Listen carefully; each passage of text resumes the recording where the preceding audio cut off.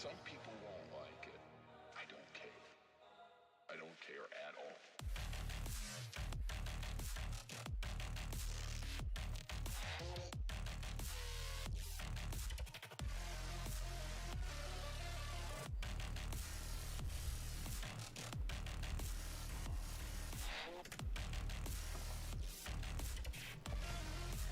Hello. We've got trouble with us today right now, too. Little paw.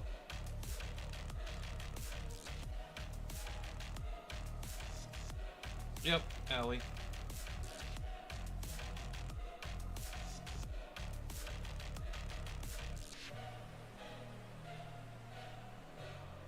Little troublemaker. So, can I start getting parts out of the box, girl? Huh? There.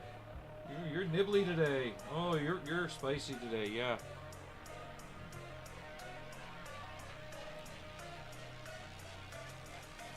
I don't care at all. I'm giving her head rubs. What?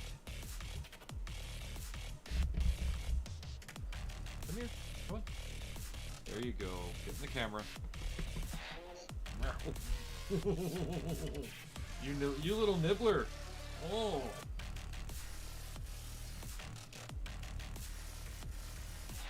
Yeah, that's not what we want to see of you. Thank you.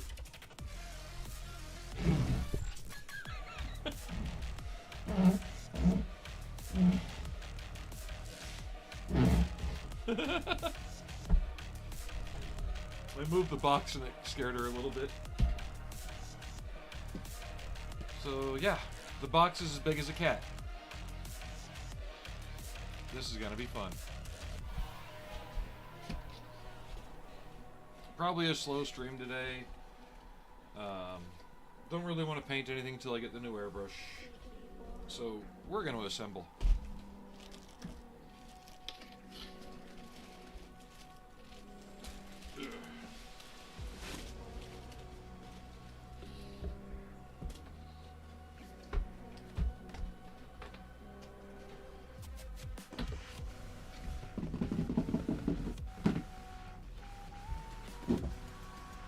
This was one I had planned for, and when I saw it finally release and then come down in price, I'm like, gotta get it.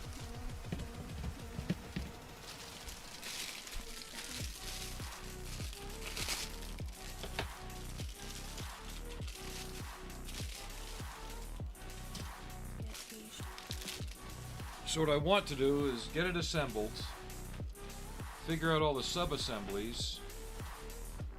Right? Allie, I'm gonna need you to move a little bit because I don't have room. Thank you. So, like, the sliders for the legs, if they're a separate part, you know, I gotta figure out how it's broken down. So I gotta do like a total assembly first, and then pop it apart. And I'll show you why as we open up parts.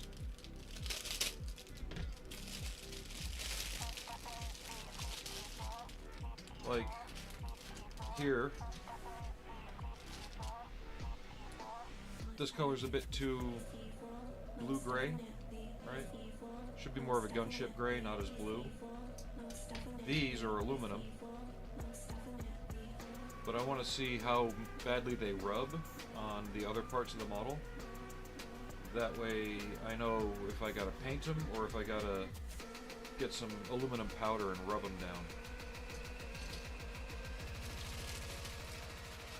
The main body,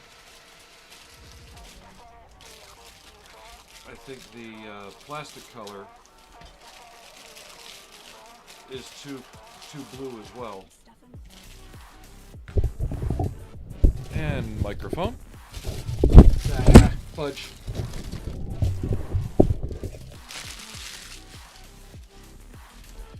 So I think the plastic color is a little too on the blue shade as well. It should be more grayed out, almost like a primer gray. And we're gonna have seams to address too. So like when I put the legs together, this seam here has to be removed.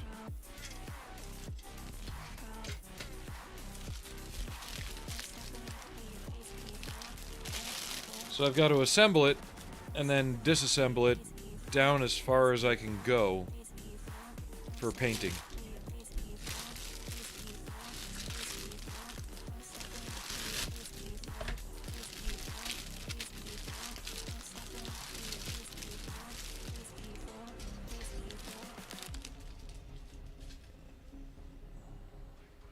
Allie, where you going?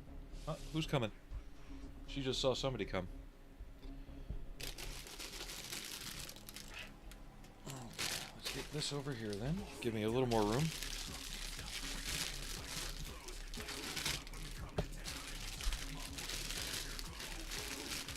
Did you guys have a good weekend? And foot parts?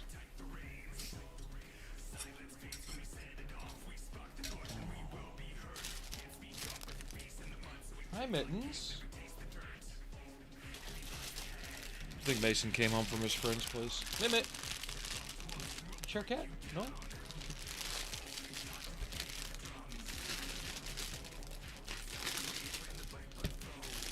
But from what I can tell, this will be a pretty decent sized kit.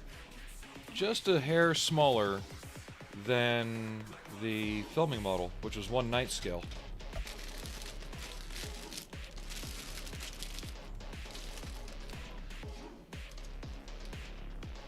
It's probably going to be about as sturdy as the power loader. Same company.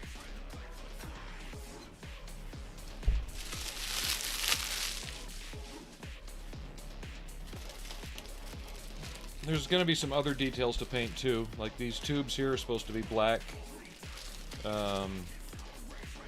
These vents have a slightly darker gray surround on them. Just little things here and there.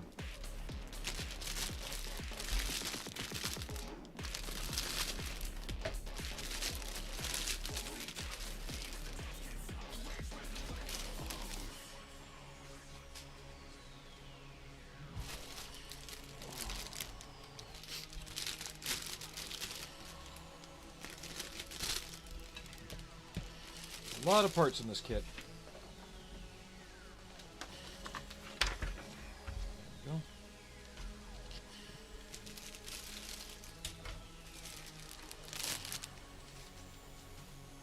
There's the body halves. So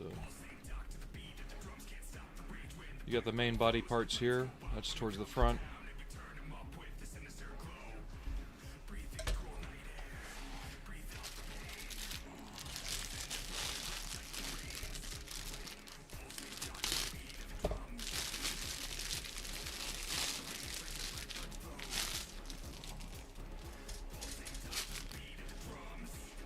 Yeah, I didn't know how this kit was going to be myself until I saw a good review on it and decided to get it. This bag I'm going to leave sealed until I need it. It's got the slide rods for the legs, the springs for the legs, and some of the other wires for around the guns and stuff.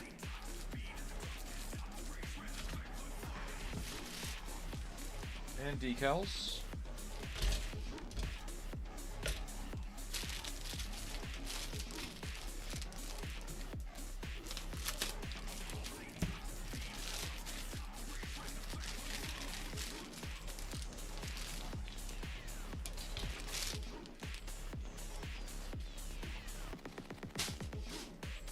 Looks like a lot of the more chunky internal parts too.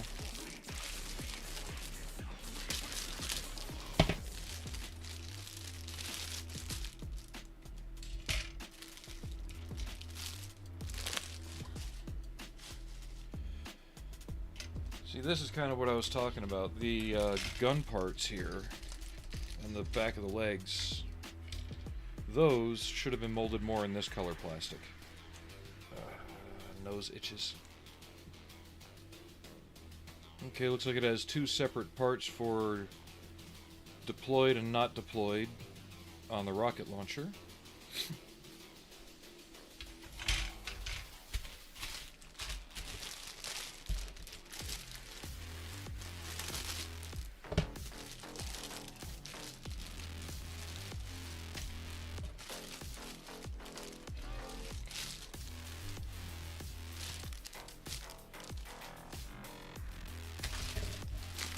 And a whole bunch of the ball joints and pre-made hinge assemblies.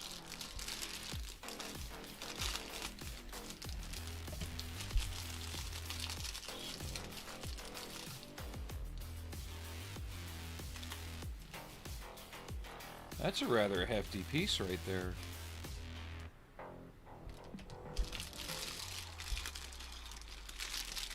They don't want this thing coming apart on you, that's for sure.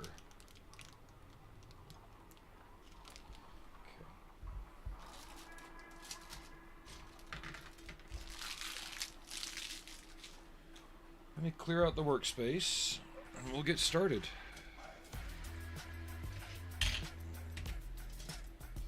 Give me 1 second, though I gotta bring up the pause menu and blow my nose.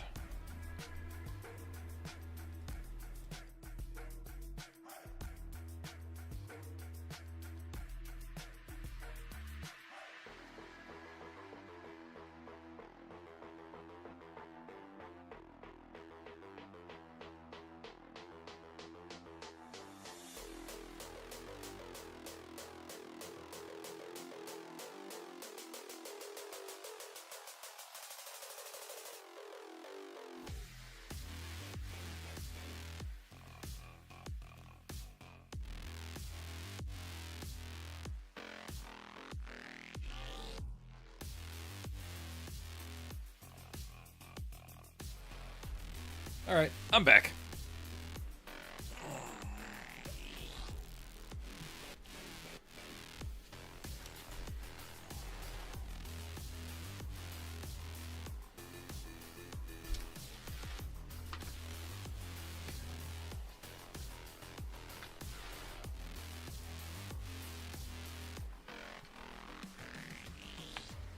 Step 1.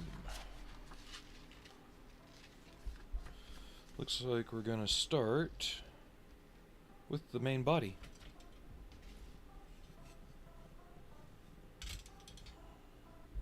So I'll need one of these, that, and what are you doing down there, Allie? She's just rolling around on the floor.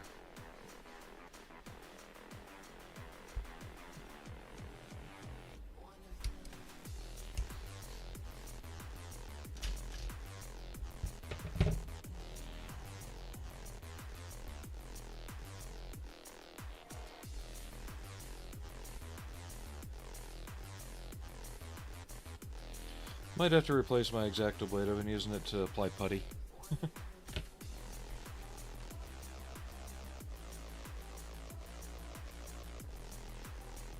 think all these are the same. Looks like it. Okay.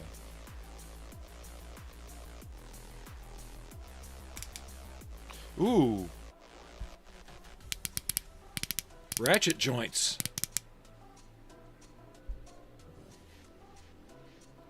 Would have been nice if Prime came with those, wouldn't it?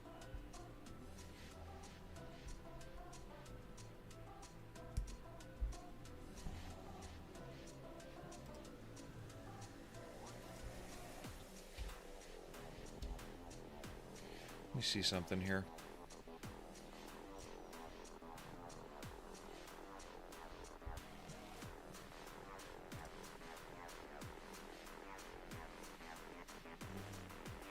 Yeah, I was gonna put up a link if you wanted to get it, but it's not available. There's others, but they're not the same price I got it for.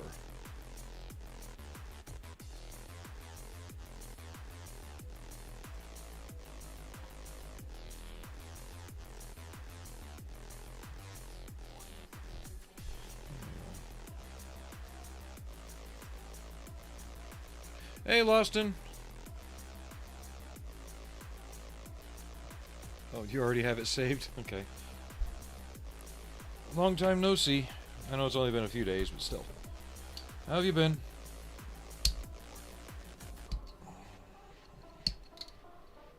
Hey, Alex.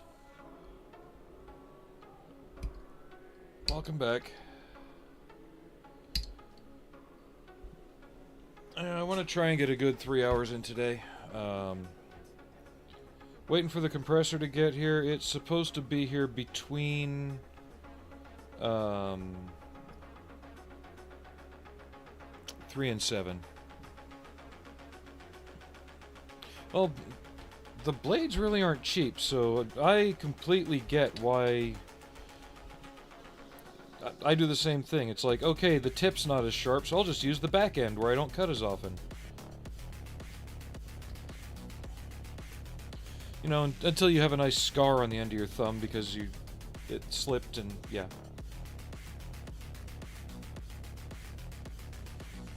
No worries, I appreciate it.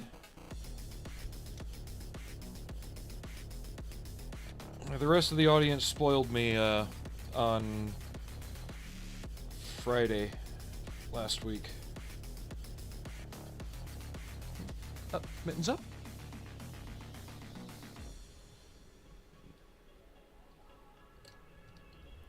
Come on. Stay.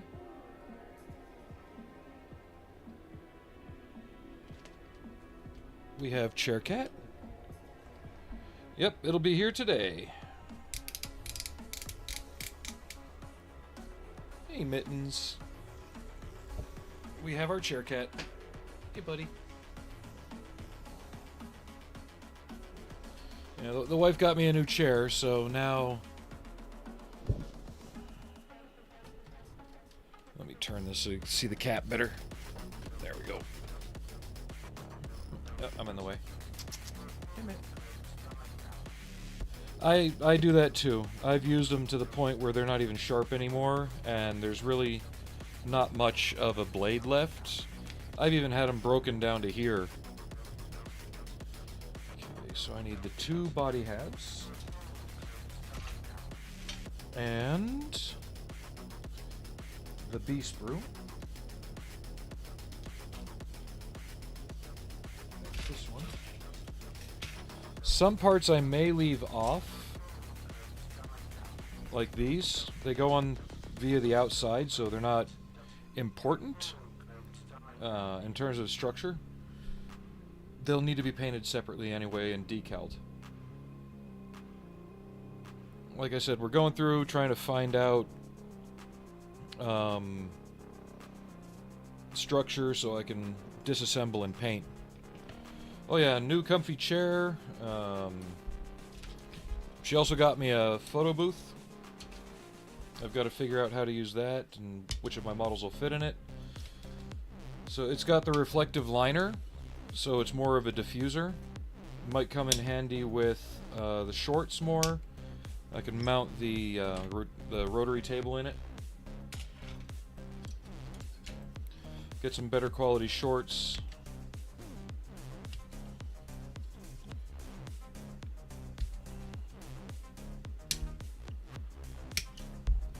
Not just any putty tat, he's my mutant.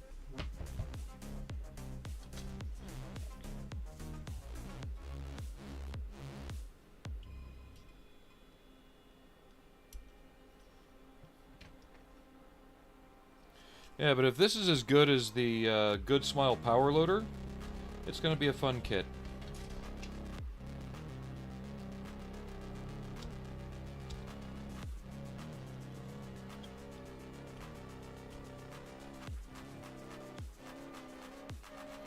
Okay, there's that.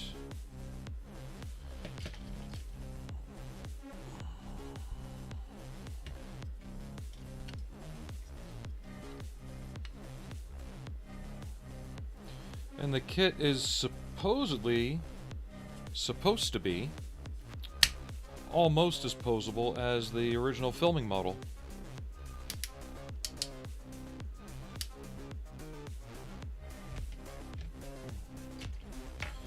V8.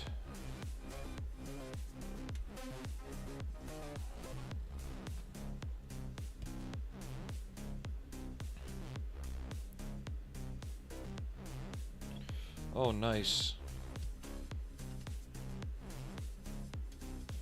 Yeah, didn't Mobius go out of business and Pegasus bought up the molds? Mm-hmm.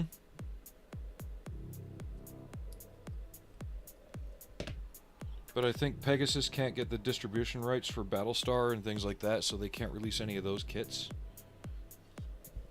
Are you comfy back there, Mittens? Huh? Okay. So these are supposed to hold these parts, B11. Let's see how they go real quick.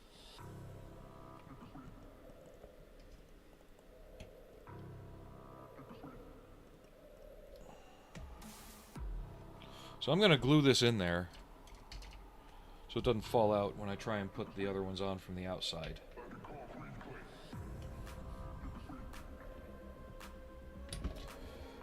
You know, I rewatched the 87 Robocop recently, and to be honest, that stop motion holds up very, very well.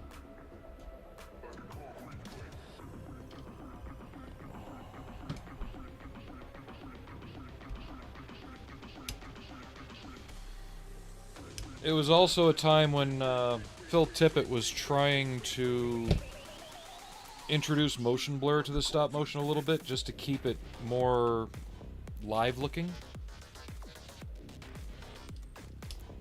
Yeah, there's really nothing wrong with the Mobius kits. I think a lot of us were hoping that Round 2 would have bought them, because Round 2 is known for sci-fi and TV stuff, so it makes more sense market-wise if they had got it. Yeah, I'm gonna leave those, definitely leave those off regardless till after painting, because I want to be able to pick out all these details in here.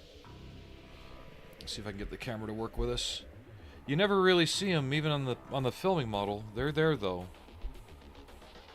But all these hoses and everything in here pop out with a wash really nice. I think I'm okay at figure painting.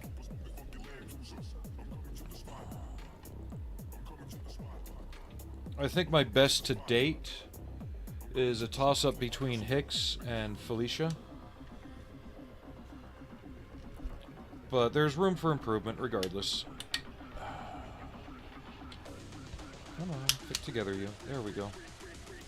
Oh, there! He turned around. Hi, Mittens boy. How's our little mutant?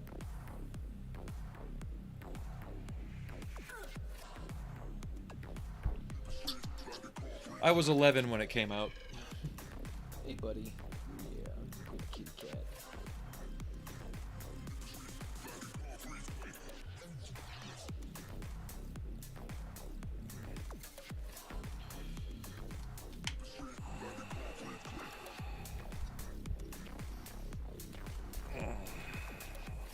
Anybody got a fractal vise so I can put enough pressure on it properly? Good lord. The fit on this is tight. Yeah, Mittens is the one that would typically get between my back and the chair. But since this chair has a lower back on it with more flatness, he is more likely to get up there now, which I prefer.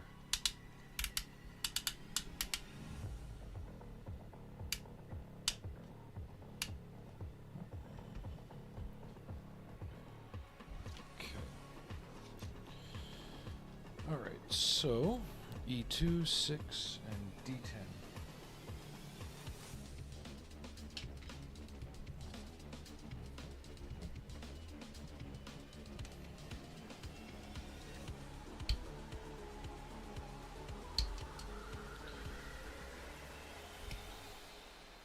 I am going to put some of the other parts on just for placement.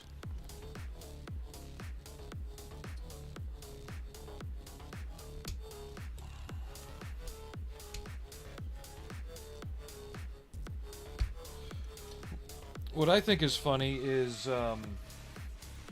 Kane's design in Robocop 2 was a direct response to Horizon Hobbies making their ED 209 and Robocop kits.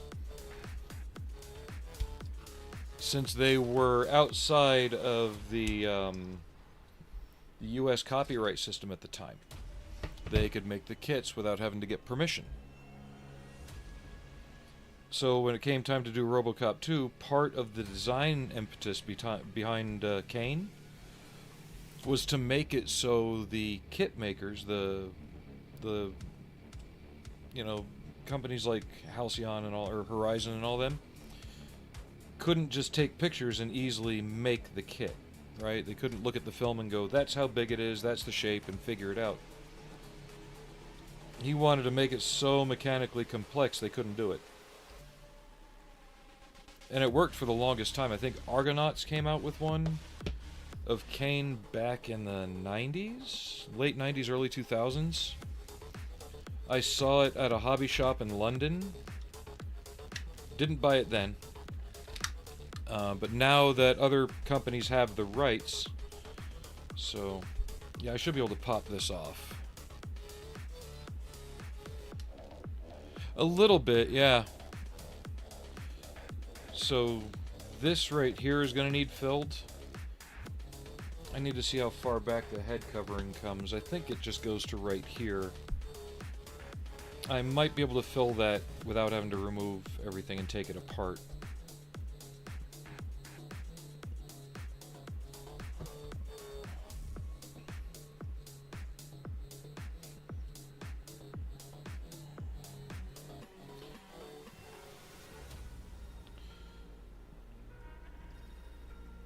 Yeah, especially the end right before Lewis smacks him into the wall with the armored car, where it just puts all its limbs out.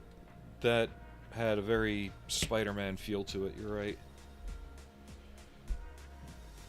Well, considering who the writer was, it wouldn't surprise me, as Frank Miller did write Robocop 2.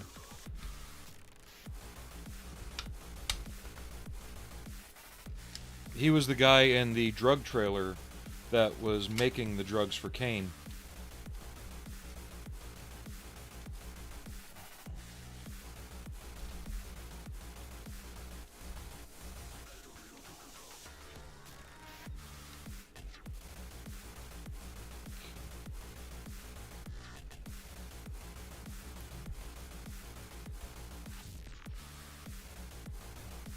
So yeah, the kit kind of holds itself together with all this. And the fit is very tight.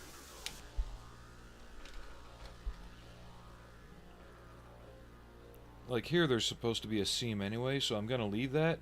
I might come back with my scribing tool and put a piece of tape around there and rescribe the rest of the line. Right through here, just to help continue that.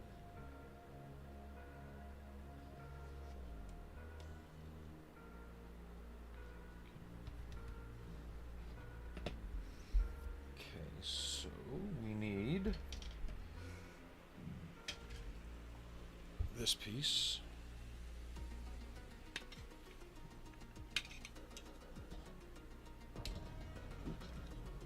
And it looks like they were able to do a little bit of... Hi, you're showing your thumb. No, I don't. I have one I printed out.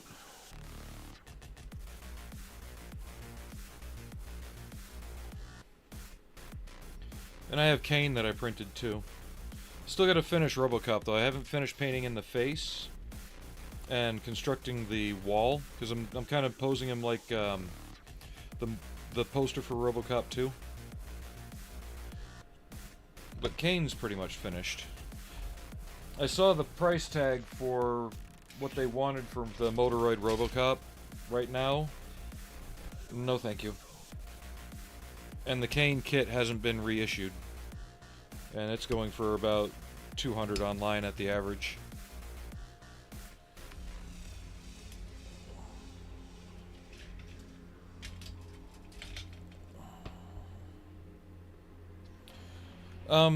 All the kits, all the plastic kits, like the Moderoid Kane kit and the Moderoid Robocop, either first or third movie version, are scaled together.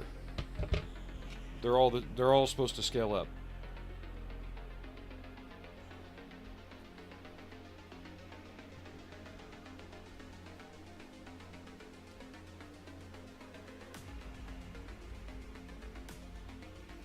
Oh yeah.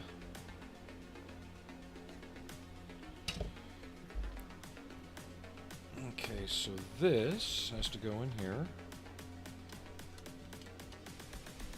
I might be able to just mask that off, so I might leave that in once this is on.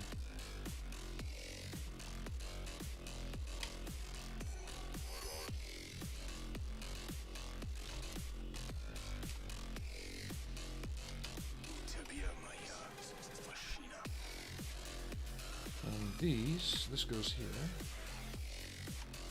This will definitely pop off for painting. You okay up there?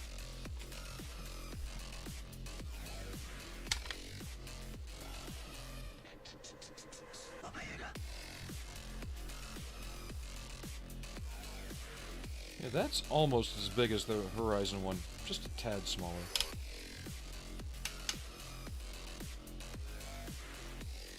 You can see the texture in it causing weird artifacts on the screen.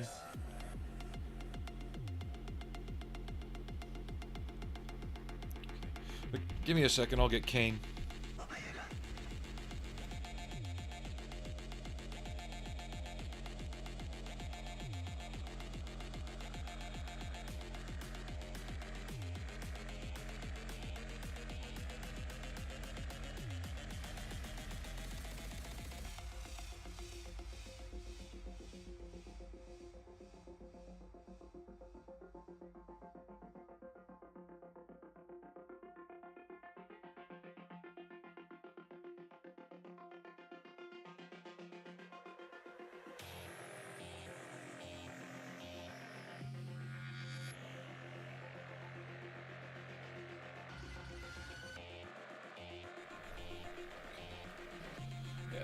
So here's my print of Kane.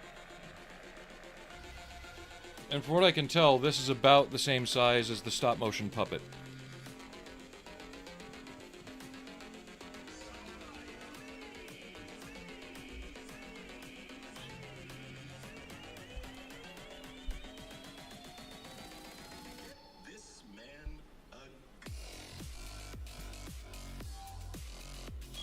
I think I did okay on it.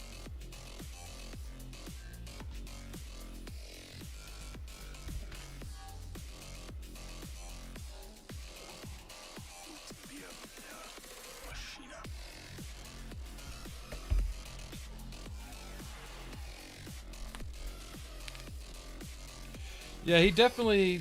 The ED 209 design is definitely, like, the 80s incarnate kind of thing. So... H2... D2... times 2.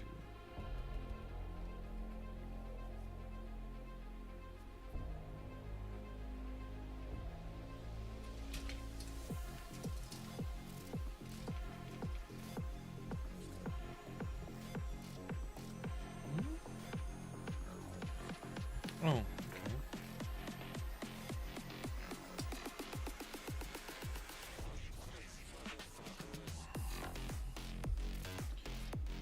And I'll show Robo off in a minute too. So that one was D2. Or, yeah, so I need H2.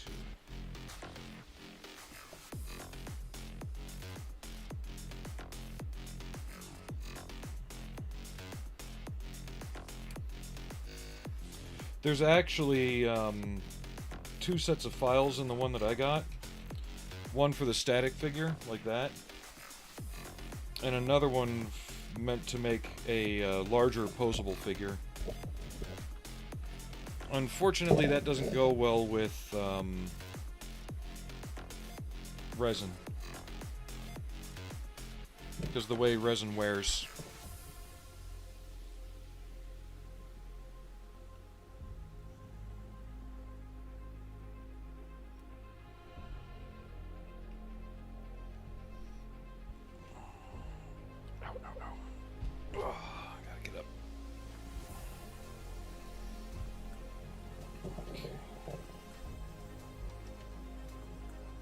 So this one, okay, I've got to put it on there first, and that.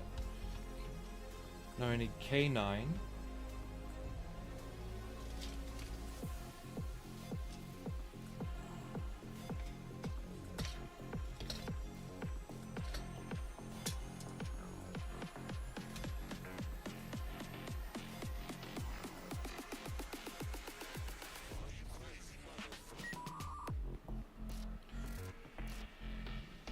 I could have sworn Robocop 2 is 9091.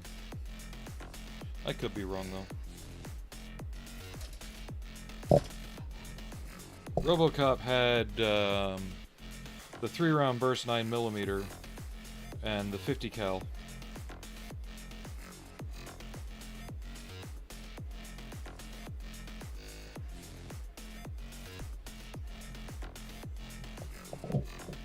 N3.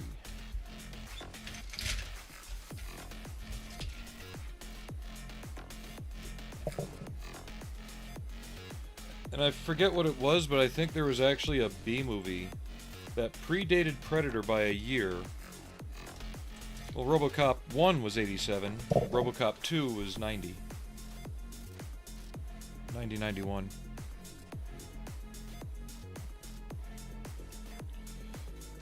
But there was a movie, I forget what it was. It was one of those really nasty B movies that had somebody using a minigun in it before Jesse Ventura did.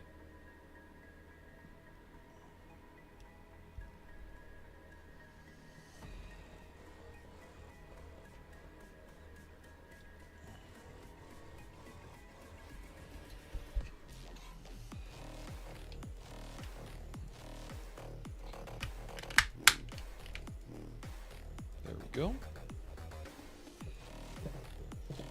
Yeah, that's something you couldn't do in the Horizon kit.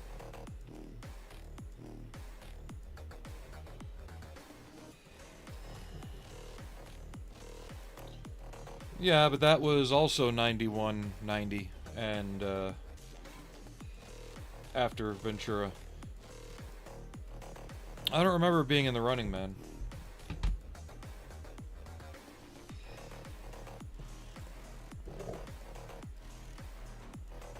That had the electric dude and the flamethrower dude, and Oddball is Sub-Zero.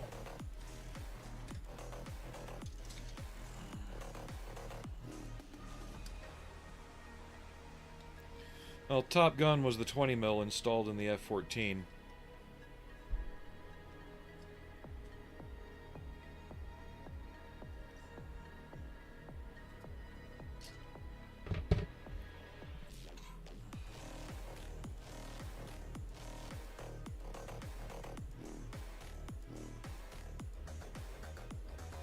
And who can forget the greatest comedy of all time?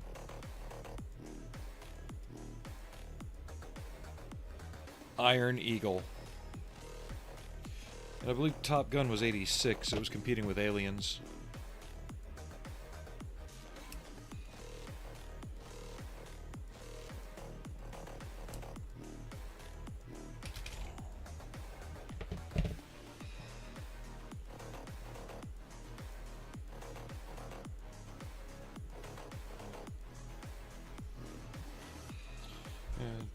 It's funny though, Iron Eagle, the plot was so outrageous that the Air Force said no,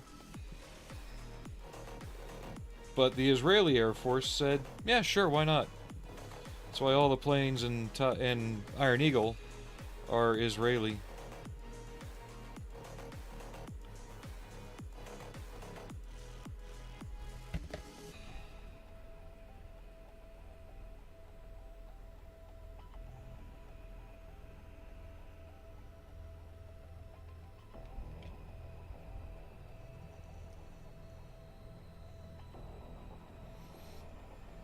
I actually watched it the other night, and I hate to be the rain on the parade for this, but now it is starting to look like, if you know what James Cameron's done for all the Corman films, you can see that Corman influence in Aliens, and it kind of waters it down now. But that's just me.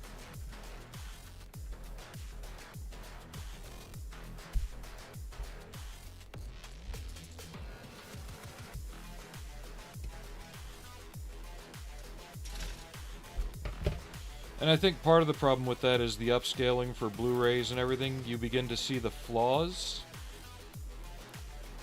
where on the regular film stock and even VHS stock, in the original aspect ratio, the film looks fine.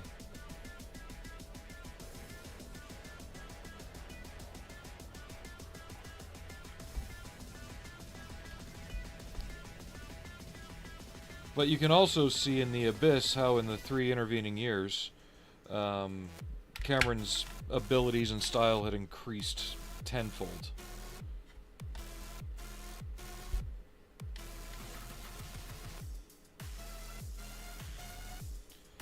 But a lot of things in Aliens actually relied on the fuzziness of the camera systems at the time to work.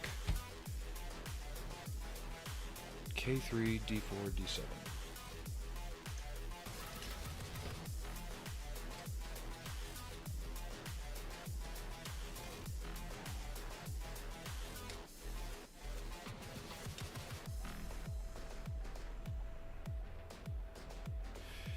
Ooh, the AI cleanup on fucking Aliens was disgusting. I mean, you can see so many artifacts and like just the facial stretching and stuff on it. Just ugh.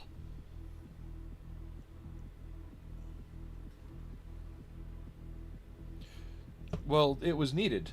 K3.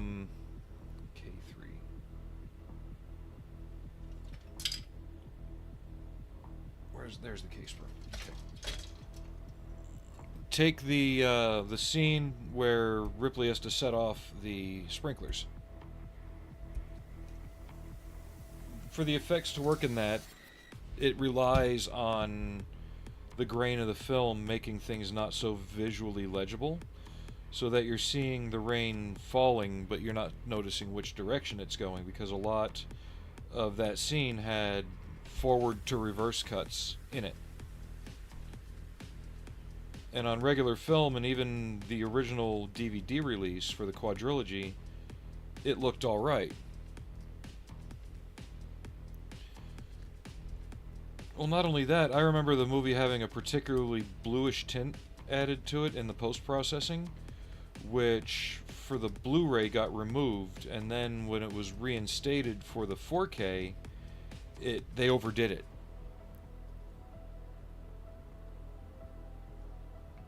The Abyss turned out okay, but that was a more sharply filmed movie.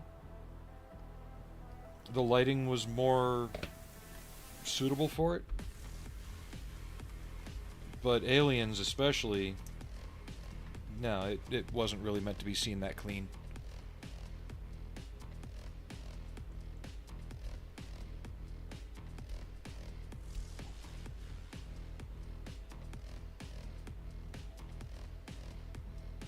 The Abyss I thought looked great. I remember seeing it in theaters back in '89.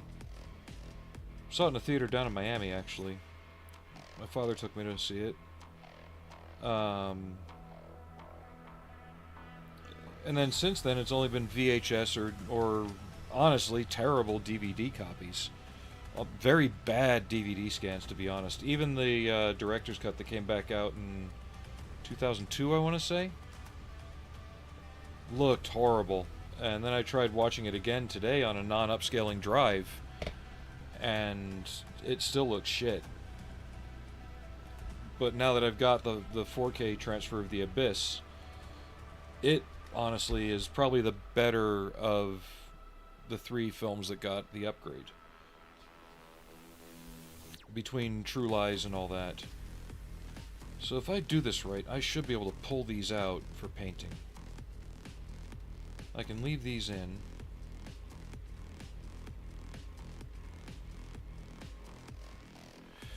Well, yes, because the CG artifacts, the CG elements only gain film grain when they're transferred to the negative for the theater edit. Up until then, they are flawless digital creations. That's the same reason why if you watch anime, a lot of the series that have CG added, especially earlier stuff from like the late 90s, early 2000s, they kind of got a handle on it now.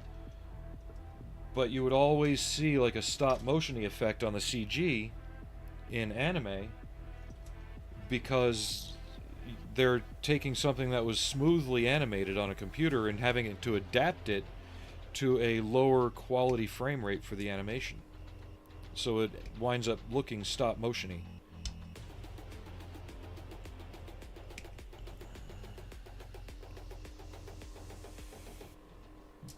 Now, if I remember right, Leviathan was actually in production before.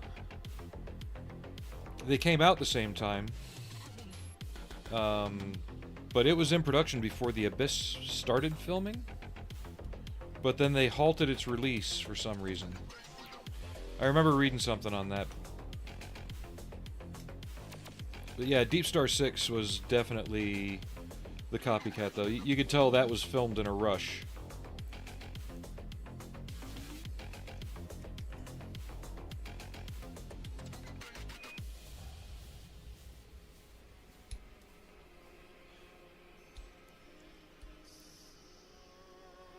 And for its credit, Leviathan was actually a pretty smart film.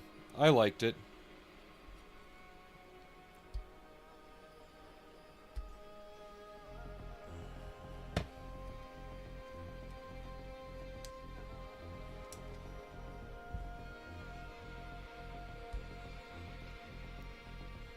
And it had a surprisingly good cast.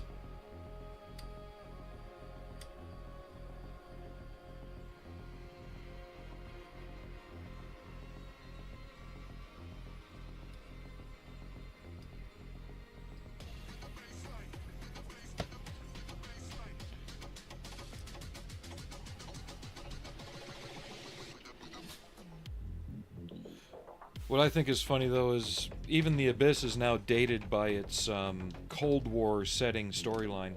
The Russians being the empties, or the enemies. Yeah. Or word leaks out and another studio hears something. Because we know James Cameron really keeps his stuff close to his chest. So, O and N sprues.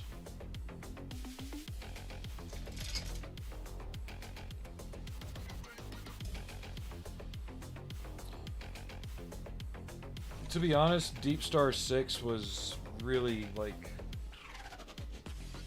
I know they tried to make it good, but it really was direct-to-video market stuff, you're not wrong.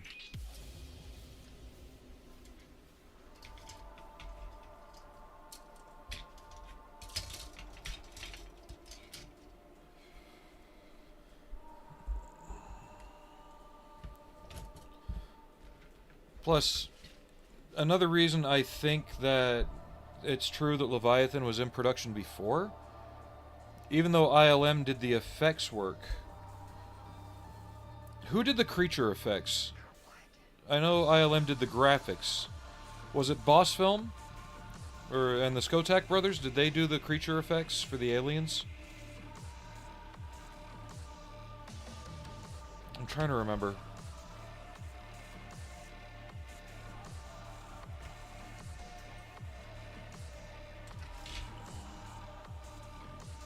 Because Stan Winston did the effects for Leviathan.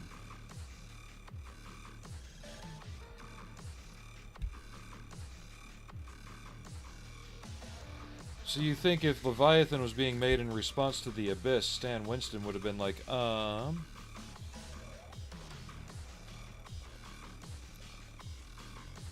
I can't remember if Stan had anything to do with the creature effects in The Abyss. I don't think he did.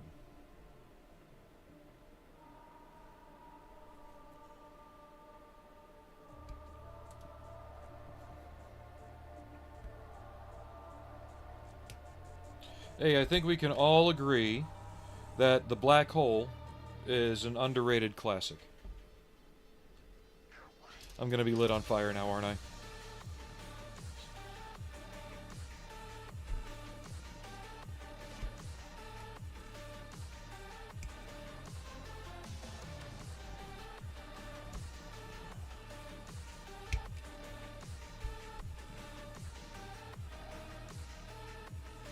Yep.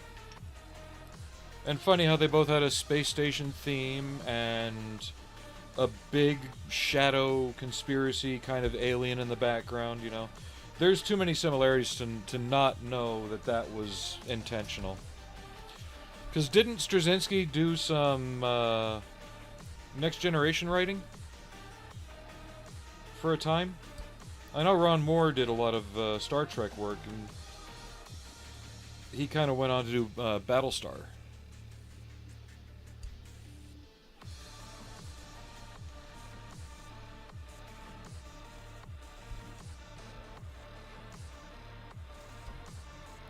Oh, it's one of my favorites too. Depending on the price point when they re-release it, I'm going to be doing another Cygnus, and this time it's going to have lights.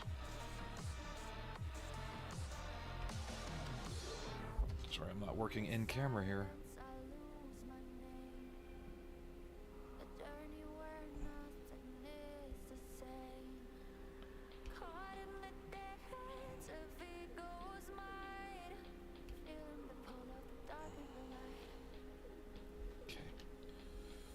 Those. And then this goes here.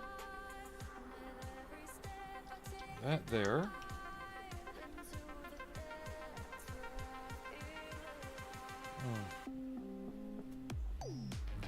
Ear itch.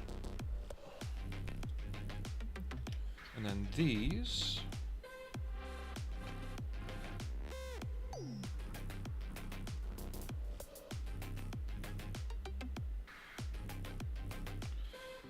Well, the thing is, everybody thinks, okay, fine, the ship's clear. It's supposed to be molded and clear when they reissue it. And supposed to have the missing hull section so you can build it to the right length. There's still a lot that's going to be missing on it.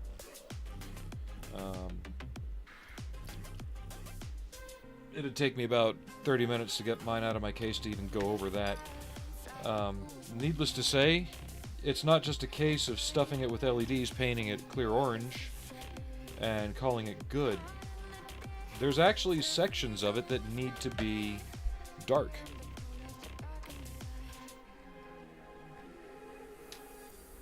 Just Google the filming model and you'll see exactly what I mean.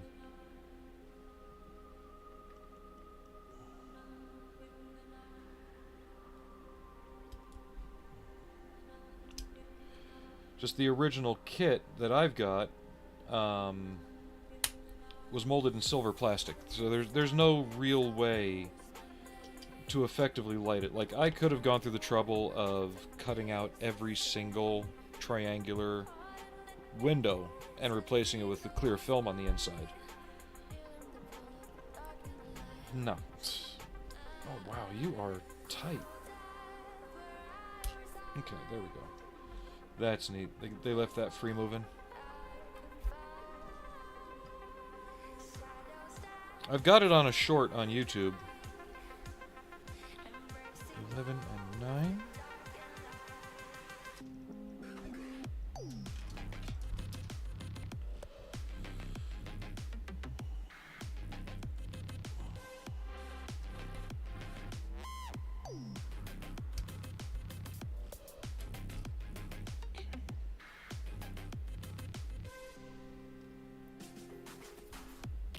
That. These will be getting cables added to them, but not till after painting. I don't think any of that cable work goes internal, so it'll be easier just to leave it all till after paint.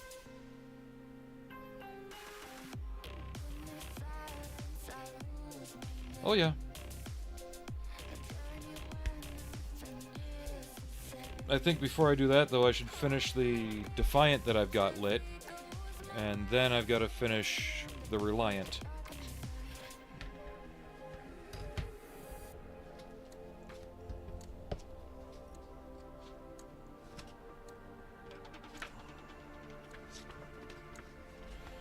Okay, time for one of the gun assemblies. Actually, no, I've got to make the other arm... the other elbow first, then I can do the gun assemblies. Stop getting ahead of yourself.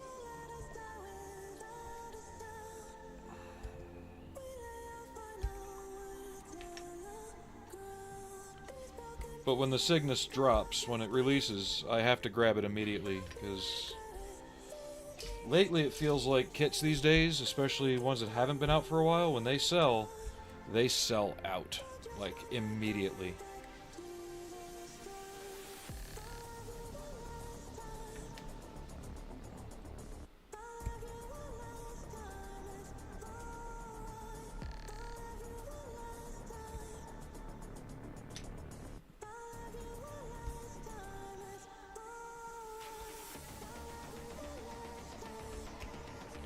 But the benefit of the kit being clear, though, is I'll kind of be able to mask off where it needs to be dark and where it needs to be light.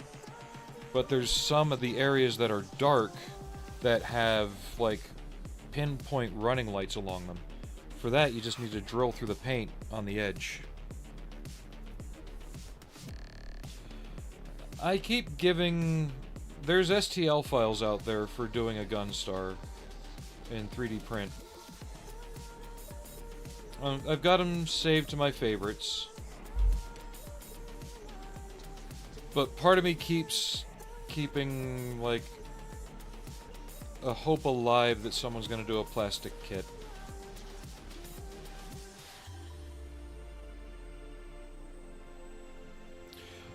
And that's what I'm getting at. There's a lot of what you call gross detail that can be done on the smaller 3-foot model that needs to be added too. Like up towards the front and the base of the tower, there is a network of tubing and pipes, extremely visible. Yeah, the original filming model was brass. There were 2 of them made. One was destroyed in filming. That's the one you see getting sucked into the black hole. And the other one was kept in a shipping crate, was rumored to have been hit by a forklift, but no one's seen any pictures or evidence of that. The original Palomino model, for the longest time, was in the waiting line for the backlot tour at MGM Studios in Florida. There's where you go through the line and while you're waiting to get on the tram, it was hanging up in a corner. It's not there anymore, but it still exists. And the Palomino was also brass. Randy Cooper was printing a model of it and was wondering about the color. And then I started digging when I printed out my model and found out it was bronze.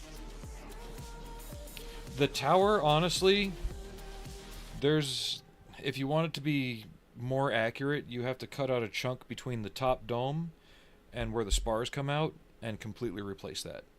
It almost looks like a hinge assembly of some sorts on there. Hard to explain. But there's plenty of close-ups in the movie that you can see. And maybe Green Strawberry will do a photo etch kit or something. Okay, let me get more music up.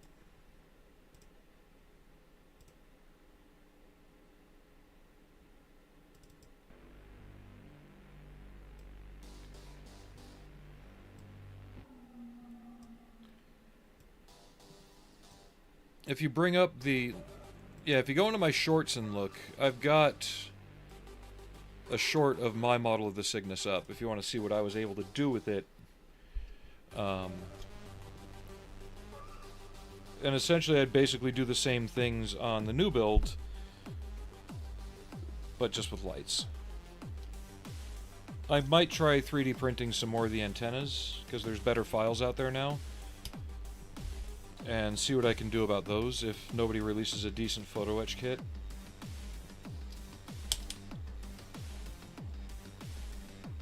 But one thing I noticed in the movie is for different shots, depending on where the camera needed to be, they'd take the tower off and put the camera there. Or flip it over with the tower off and put the camera there. You could tell from the details on the model that something wasn't right. They had to flip it and turn it and do this and that.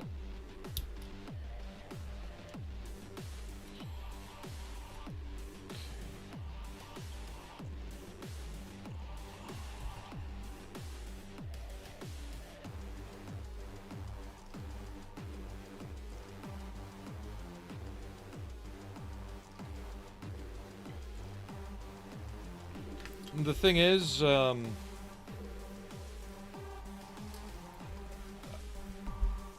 I could make that right now if I wanted to.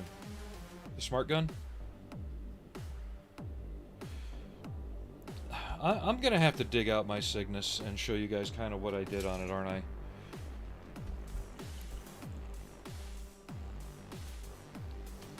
Because one of the things I did is I found a generic file for truss work and printed out sheets and sheets and sheets of the trusses. And then slowly cut them lengthwise and all that and fit them to the model to fill in some gaps. Because on the model itself, it looks like they wanted to make plates that you could glue into certain areas to fill in that detail, just because the molding technology at the time couldn't do it. But they never got around to it. It's like that was one of the next steps, and then they're like, nope, just release the model. The movie flopped, get it out, it's done, you know? So I'm gonna have to print that truss work again. Fortunately, the trusses will be see-through, so I'll be able to just print them out, glue them on, and the light will come through as needed. Unless there's, again, a photo etch kit that comes out for it, then I'll gladly buy the photo etch kit, to be honest.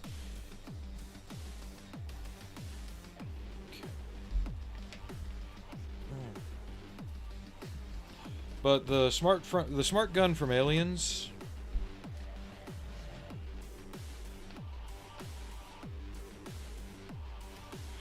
there are, but you have to strike when the iron's hot.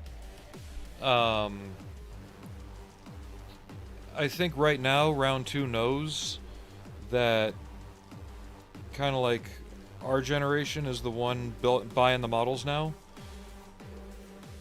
They know we want the Cygnus. They know we want Blake 7, the Liberator. You know, they know we want these things. What's really kind of kicking them in the ass, from my perspective anyway, L1, the licensing fees. Look at the price of the Discovery compared to the Enterprise.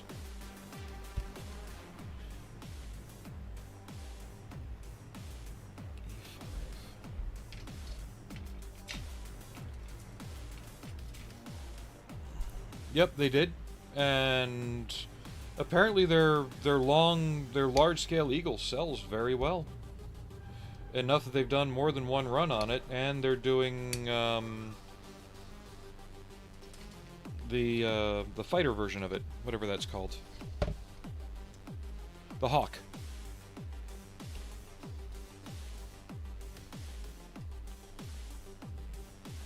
I've heard it's a great kit.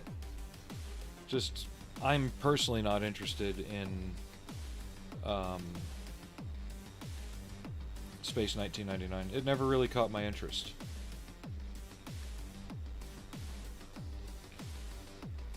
Now, one kit I might get if I can. I know it's out there. I don't know if it's still available. Somebody did a resin kit of the transport from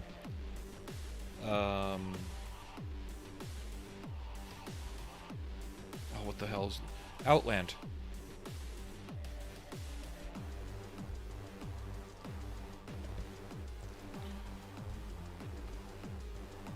And shortly before that, Martin Bauer actually got to restore it, because he's one of the ones that originally built it.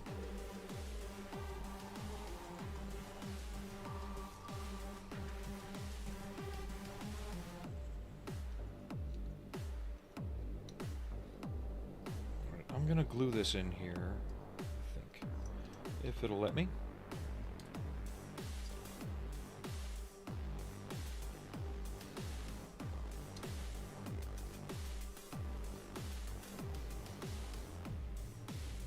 There we go.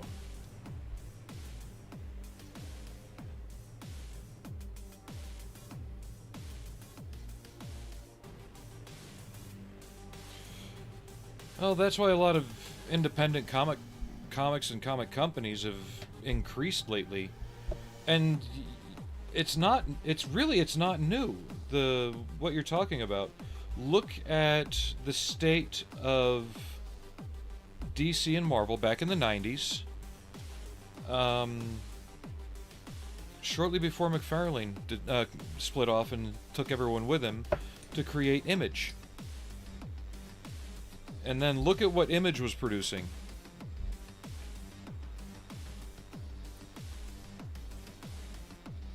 And they produced it because they gave a damn.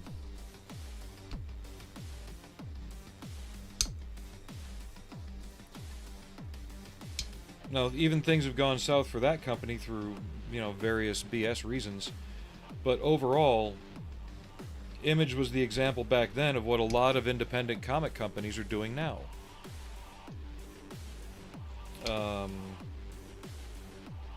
Oh, what's his name? Who got attacked by the cancel culture and created Cyberfrog?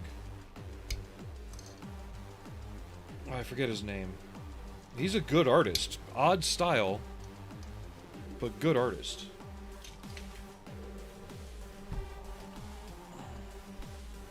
Yeah, the Sean Connery Outland. Somebody actually did the transport shuttle from that you see in the movie as a kit. It's a resin kit. Actually, now you guys got my brain tweaking on that.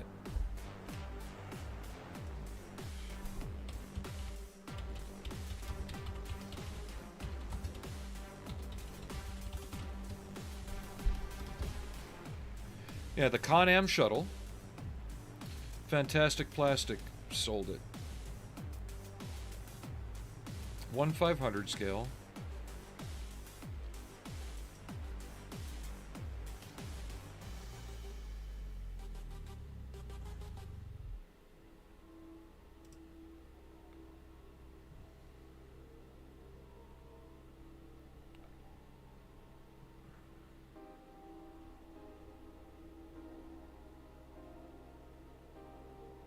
Well, they got the bubble ship from Oblivion for $90. Trying to find the listing for it. It wasn't terribly expensive, but it wasn't cheap. Oh, they got a Gunstar for $125. It's in stock, 1/144 scale. But these are old school style resin kits. These aren't like new 3D printed kits. Yeah, it looks like it's currently not available. It's undergoing revisions. But I think Monsters in Motion sells it too, or they bought it and they're reselling it. Yeah, they want $179 for a 350 scale one. Oh, I'd love to have it, but I can't afford it.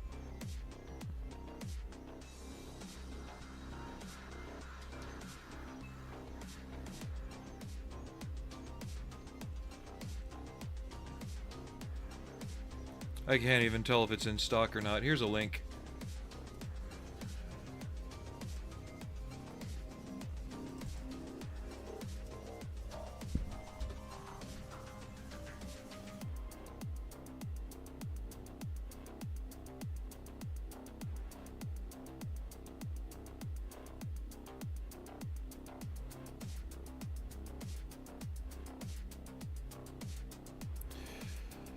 Honestly, Aries, yeah, new sub goal. If you guys want me to buy one, it's just I gotta know if it's available or not. Doesn't say out of stock. It says add to cart or wish list.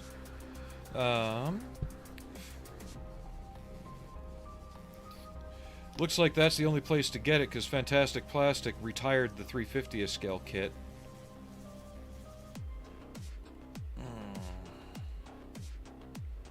Should have got it when I had the chance before.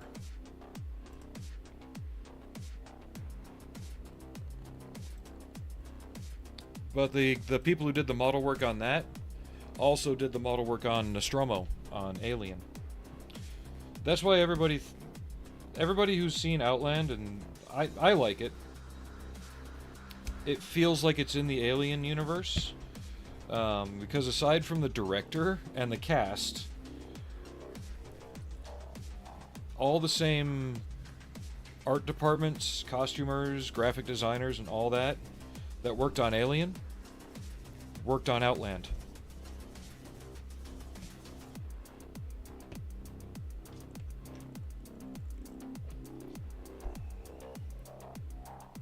Yeah, the Liberator had... it's a very odd design, and I know there's a couple companies that did limited run kits of it back in the day. But yeah, it really had something about it.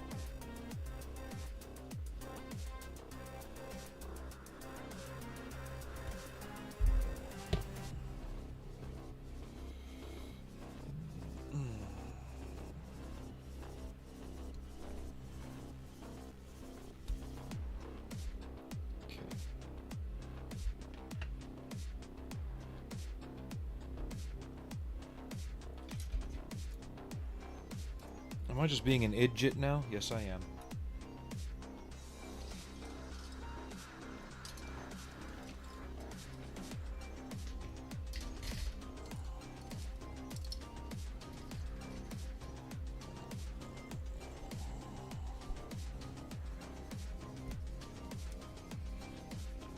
Definitely going to be some delicate brushwork on this, but I'll be able to manage it.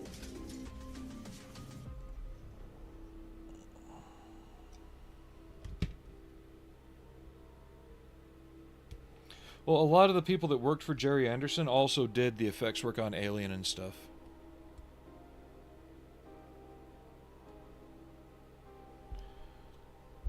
Well, for Outland, what was causing the trouble was drug use. It was basically meth on steroids that was screwing people up. But at the same time, it wouldn't be a far stretch to say that the company that runs the mine in Outland still didn't exist in the Alien universe. Like, say Weyland-Yutani is the Walmart. How do we know that Con-Am isn't the Target or the Ingersoll Rand or something, you know? There's more than just one company that runs the universe. And then half the costumes and a lot of the set parts that were used in Outland were then used in Aliens. The parts of the miner's outfit, like the chest piece and a lot of the clothing, were worn by the rescue crew and some of the colonists in Alien.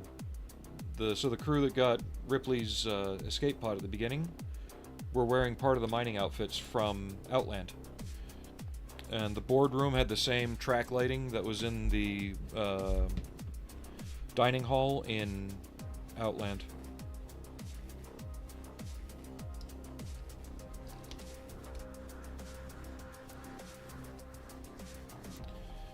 Hey, Oi, how you doing?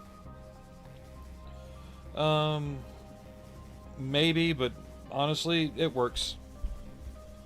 And it's not a secret that Ed 209 was inspired by anime at the time. K2L7L9.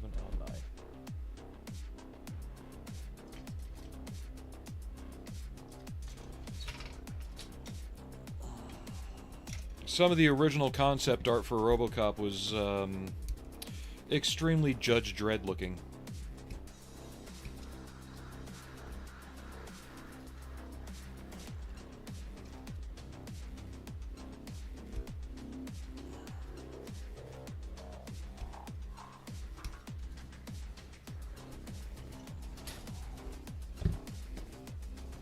But it wouldn't be difficult for something like this to work. Low center of gravity, wide base. With the right balancing, it could work on two legs.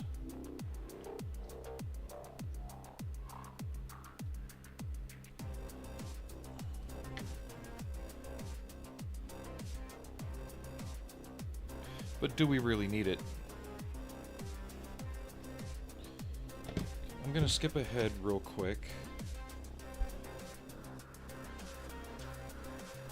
Okay. So I'll be pretty safe assembling these as they are. I'll just have to do some careful painting and masking. Okay.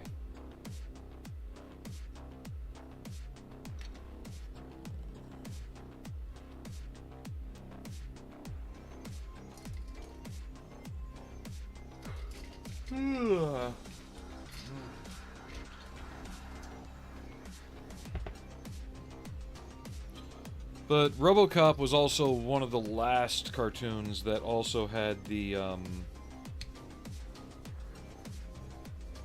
it was one of those, it was in that strange era. Aliens didn't make the cut, unfortunately. But, yeah, Robocop, Rambo, all these other rated R films got cartoon series. There was actually an Aliens cartoon series planned called Operation Aliens.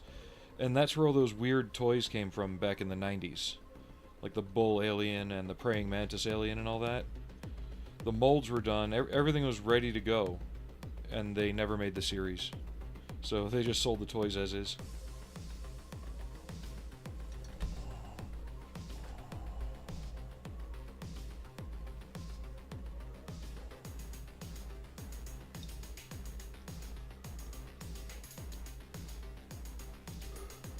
Excuse me.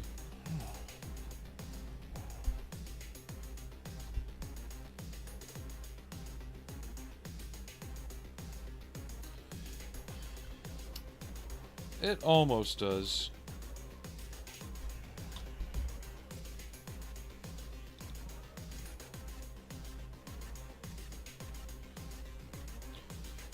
Now, are you talking like Genesis Climber Mospita?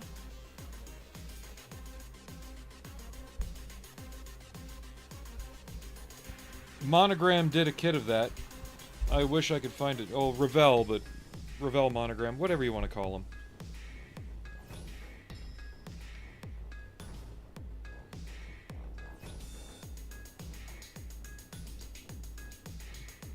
They did that, and I think they did the Hawkfighter as well.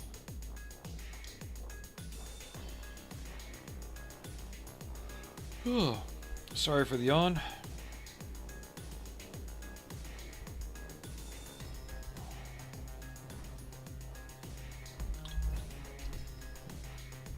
Now, you really don't have to glue this, but I'm going to, considering I might be applying pressure to them from the outside.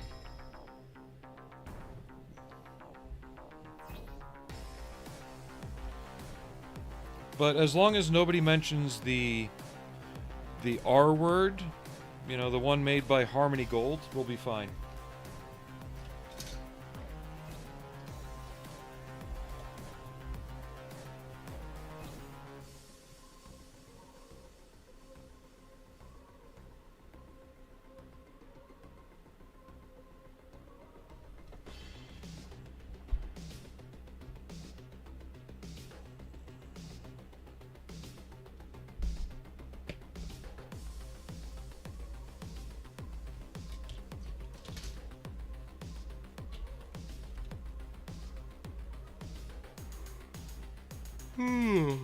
Excuse me.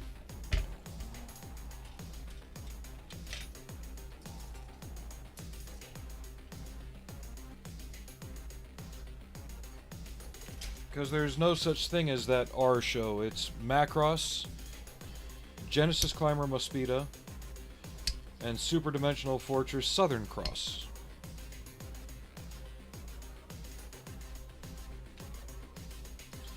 Harmony Gold has been in a never-ending lawsuit since the 80s on all that stuff. Because the owning companies in Japan want to bring this stuff to the States, but then they get stymied. Because, you know, Harmony Gold's like, we own the distribution rights to that design.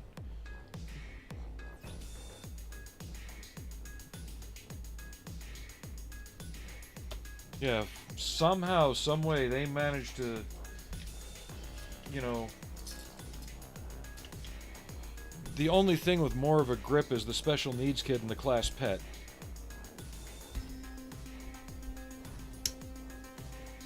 Okay, one sprue down.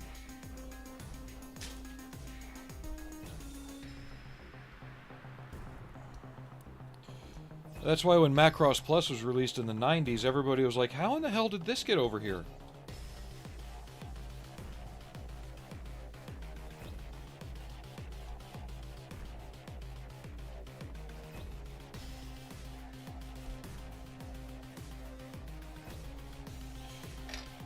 Yeah, I'm pretty sure that comment's gonna get me canceled, but screw it.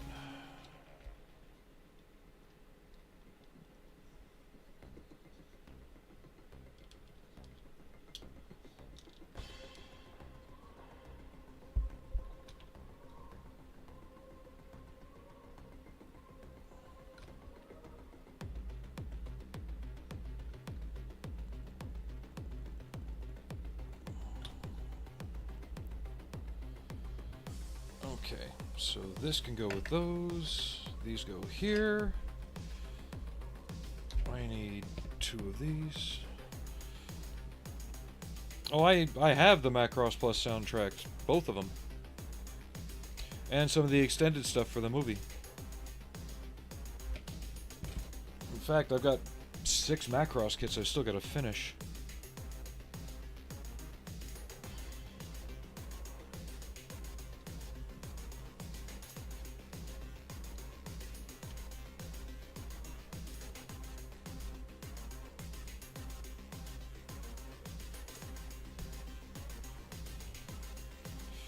It was one of the first soundtracks released over here by Yoko Ono, too. Or Yoko Kanno, not Yoko Ono. Yoko Ono's the one we don't like. Yoko Kanno.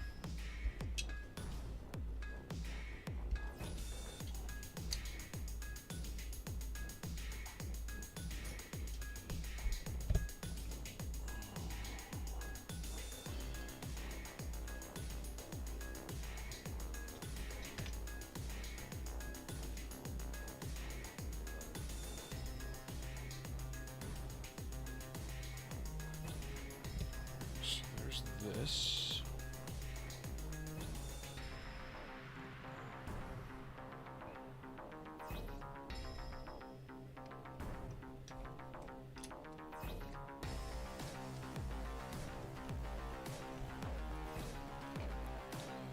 Then after she did that, it was Cowboy Bebop that really got her name back out there again. Trigun.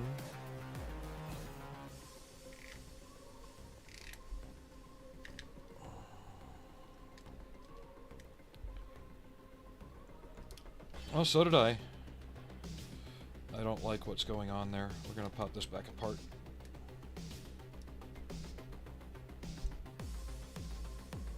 There's gonna be some seam filling on these to be sure.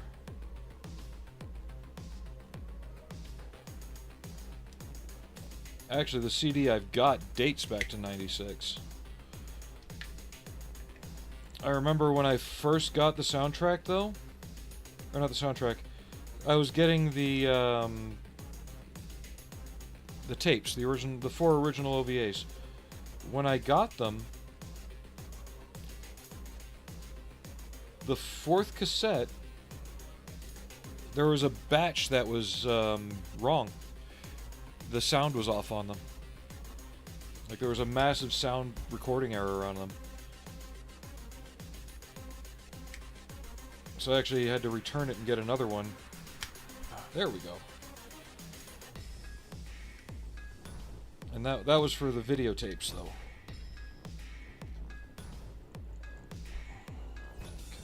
So that seam will need to be taken care of, as well as that one.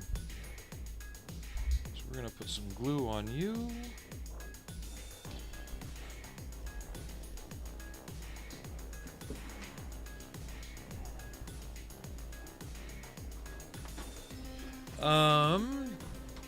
Alex, if I remember right, somebody's done a decent 3D file of Aaron Gray.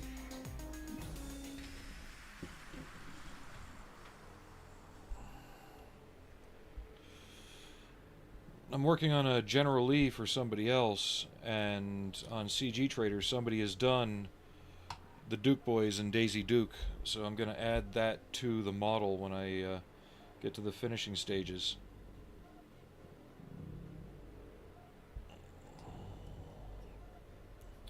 And so do I. Honestly, I'd like to go to FanX with my wife one time when Bryan Cranston's there and bring in Macross Plus for him to sign.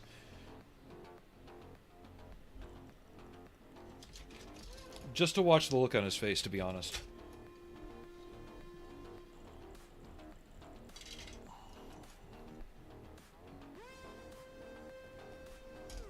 Because I don't think he much remembers a lot about it, even though it was one of his first major acting things. Outside of, I think, a hemorrhoid cream commercial.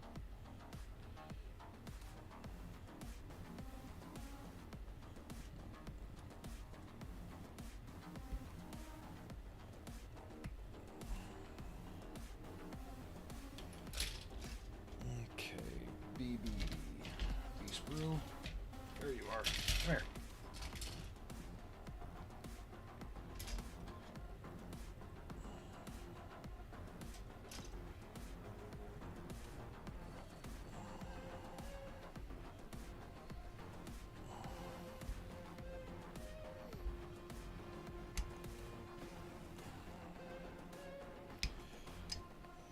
And the other thing is, I don't think he finished all 4 episodes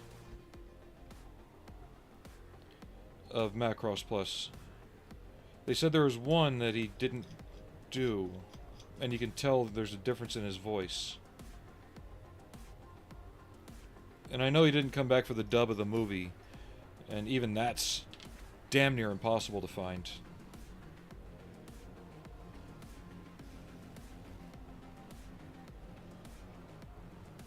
Yeah, he did an episode of The X-Files, but I think that was post Macross Plus.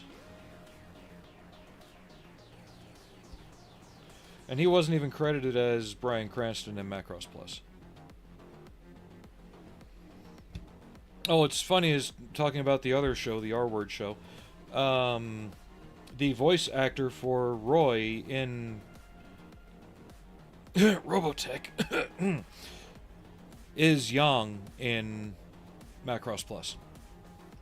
The hacker geek.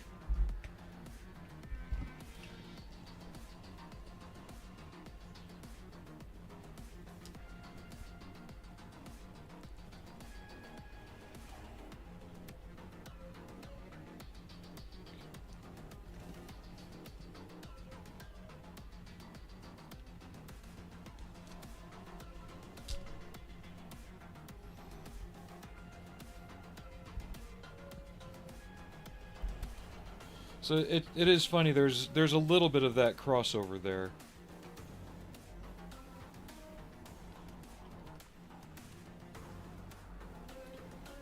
Oh, you can hear it in the voice.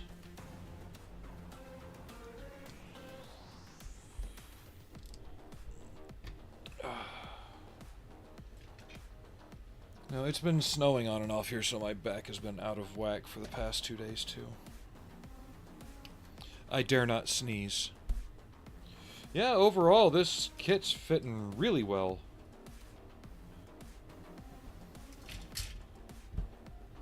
I want to say it's probably around 1/12 scale, if it's scaled anything like their power loader. Which kind of makes sense, because then it would be compatible with the frame arm series and all that stuff, too. But ED 209 wasn't terribly large to begin with, either.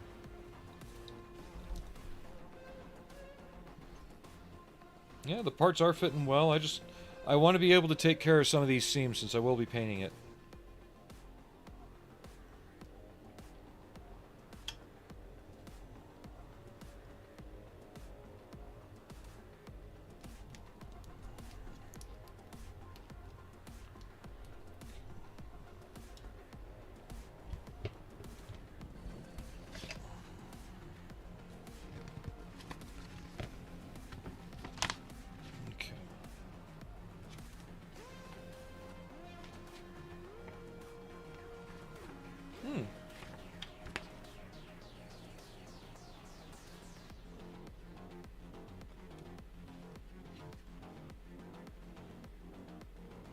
N2 is the one I want.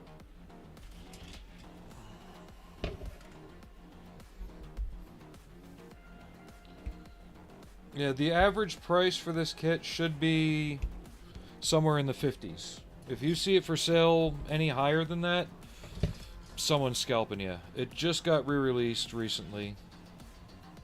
It's not rare, it's not hard to find.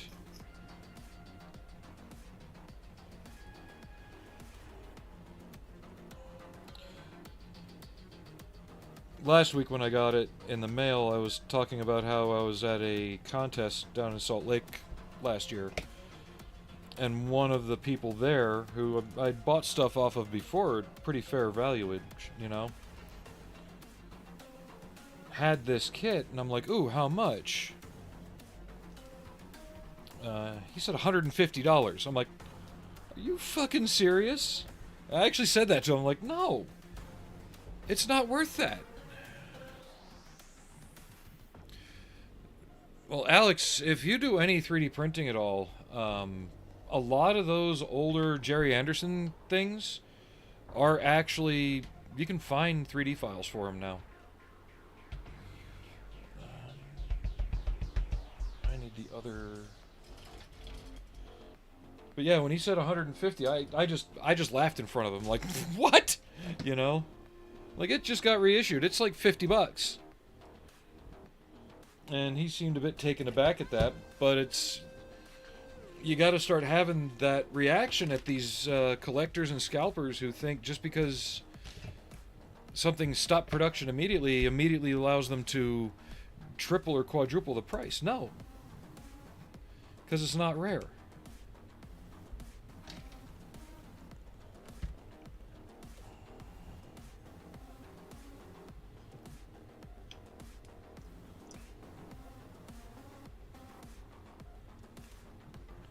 Then I went on to find a actual out of production Machine and Krieger suit for $20.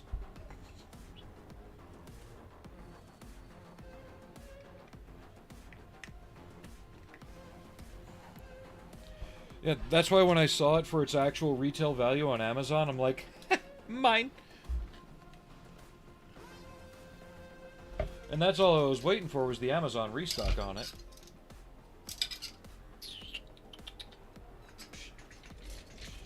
Where did it go? I need... Was it a case brew? Helps if I just look in the instructions, doesn't it? Aye.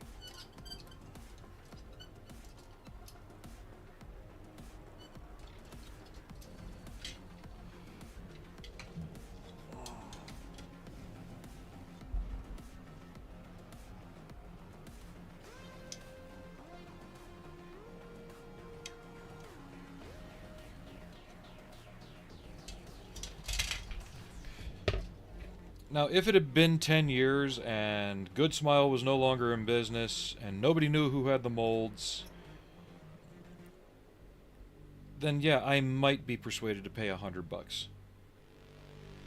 I paid $250 for the Cygnus because at the time, the re-release had not been announced. Nobody even knew about it. And considering I did that back in 23? Yeah, 2023. And then put the pictures of the ship up online, tagged round 2 in it, and I had it on one of their dome bases. I'm sure that it had nothing to do with their decision to re-release it, but part of me in the back of my mind likes to think that they saw that and said, you know what, there might be something here. Not that they'd ever admit it. I think it falls more in the fact that they have the Disney license. They're re-releasing the old Star Wars kits with some new features and tooling added to them. And since they have the Disney license, it was just easier for them to get the Cygnus that way and do it, you know? Okay, the parts are fitting well, but that little round piece I keep putting in here has 2 tabs on it that if they go out of alignment, you're screwed.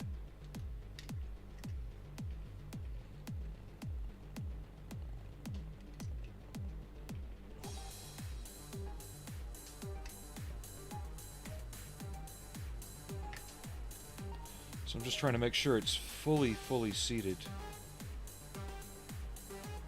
There's no flash.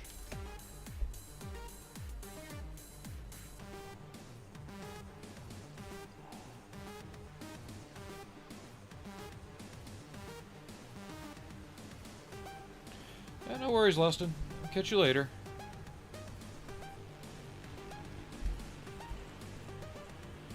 Overdue for a stand-up break real quick.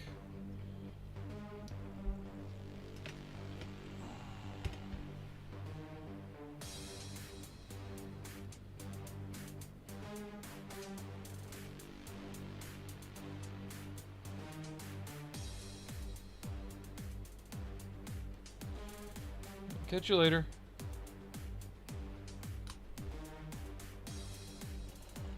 Okay. I'm going to pause and walk around really quick.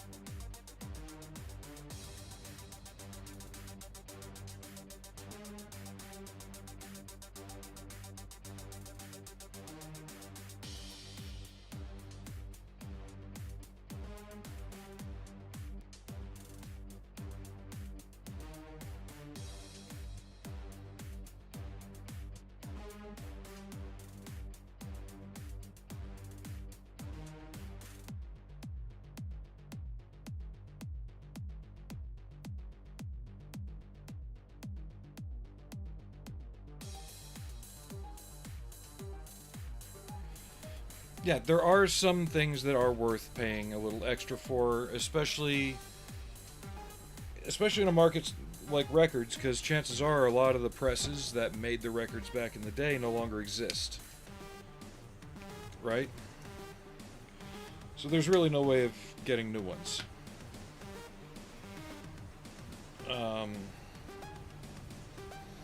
But the Cygnus, for example,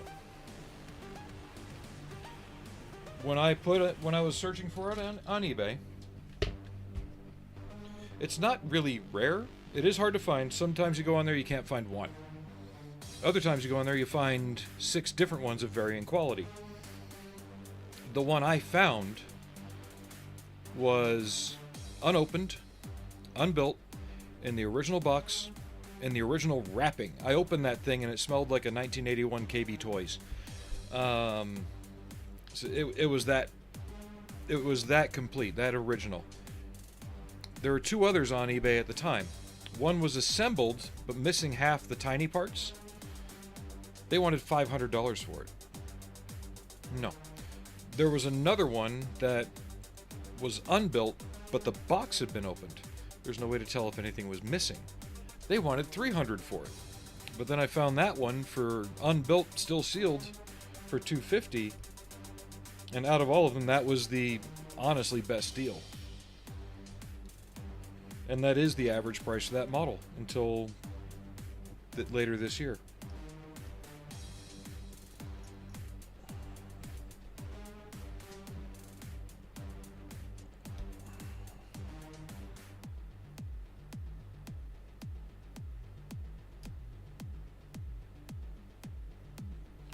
But I also don't buy these kits to sit on them. I don't save them to make them worth something. I build them. And just a little update. Here's our Kenworth cab. Some smudgies on there from when I picked it up. But that is the Vallejo Metallic Blue, the decals, and then Tamiya Clear over it. I might polish it. I might just say screw it and leave it.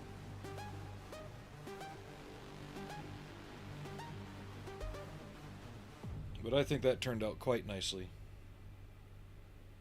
And it turns out this is the kit my father built for me when I was a kid. I was talking to him about that. He's like, oh yeah, I built that for you when we moved into... what's its place? Let me go put this back on the shelf.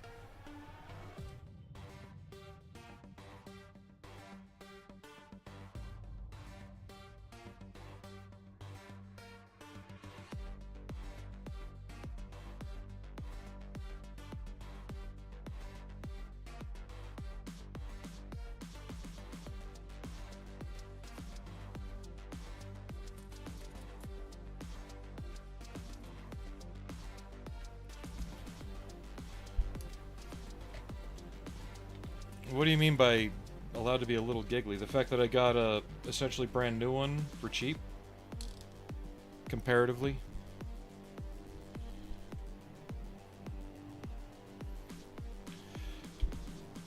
Plus, it'll also be interesting to see what round 2 does before they release it, what they change, what they add. Are they simply going to add that extra hull piece and just mold it in clear? Or is it possible they're going to go through and adjust the molds, maybe complete the model, you know, add in those parts that are missing that may have been planned but never finished?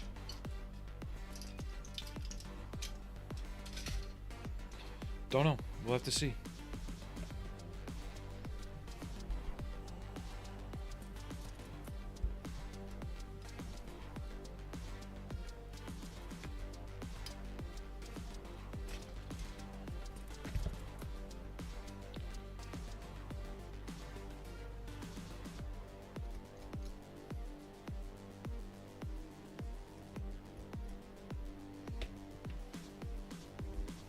And we'll have to see what life throws at me at the time.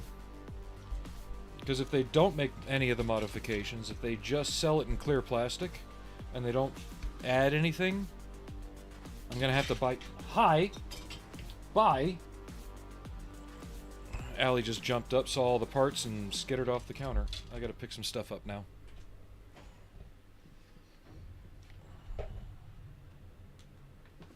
Bad girl.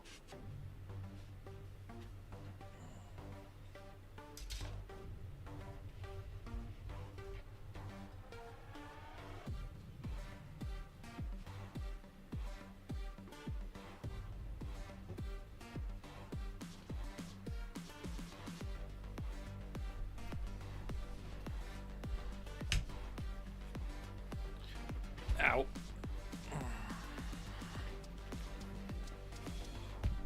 So, as I was saying, if they don't modify the kit and they just release it in clear plastic, I'm going to have to buy 2 of them to make it correct. I hope that's not the case. It would be in their best interest to sell it corrected.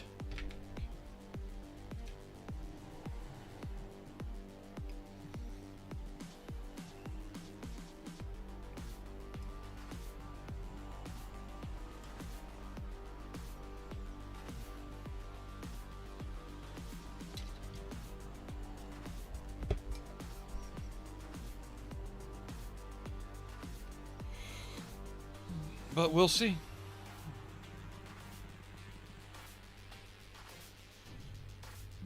Sorry, I've had like the hiccups and burps all day today. I'm having a bit of tummy trouble.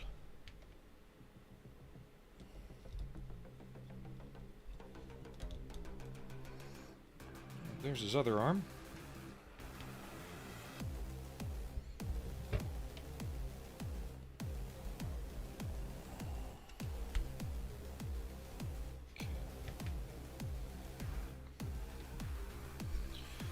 I wish I still had my crappy Horizon one to compare this to, but this is damn near the same size.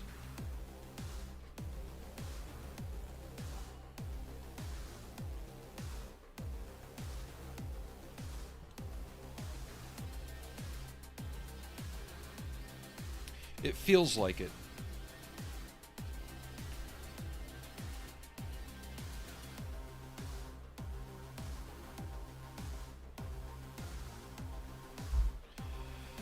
There is a bit of that. Okay. P2, P3.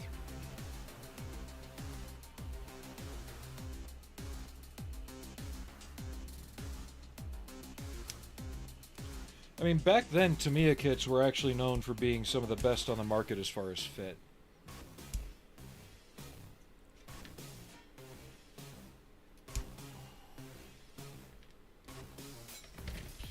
What I think is very funny when I see it in the online reviews, here's some more ASMR for you guys.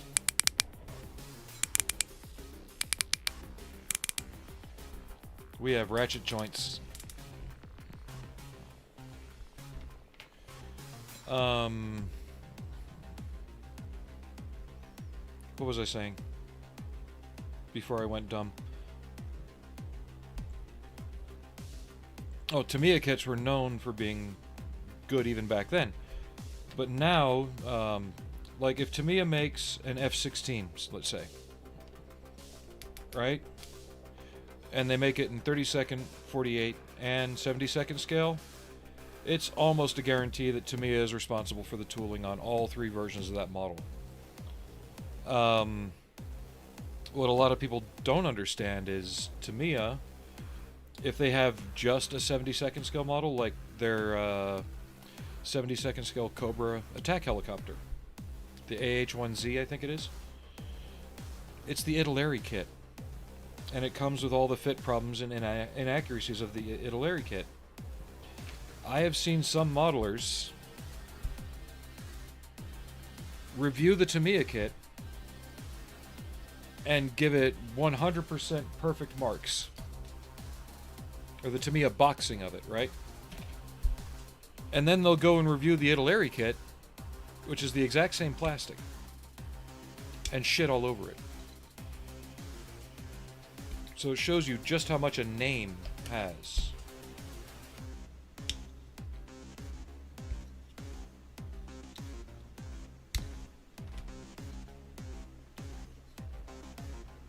Another screw down.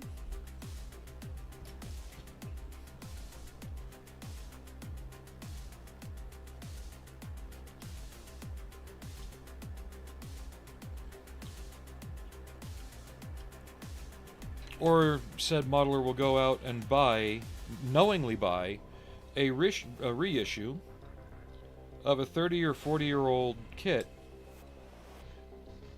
and then complain about the quality when the problems in the kit have been known about since 30 or 40 years ago.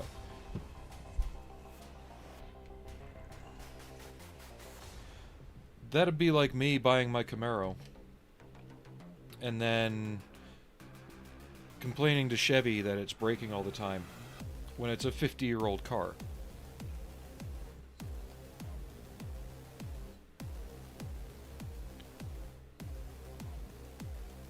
Okay, I'm trying to figure out what... Okay, I get it now.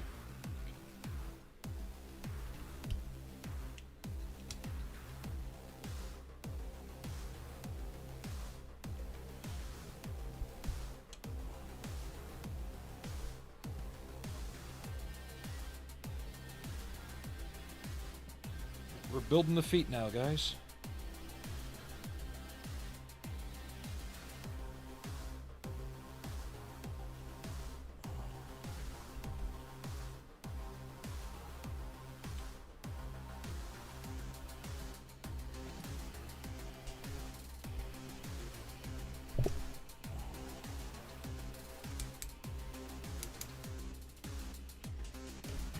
Okay. So G2, G3, G1 times 2.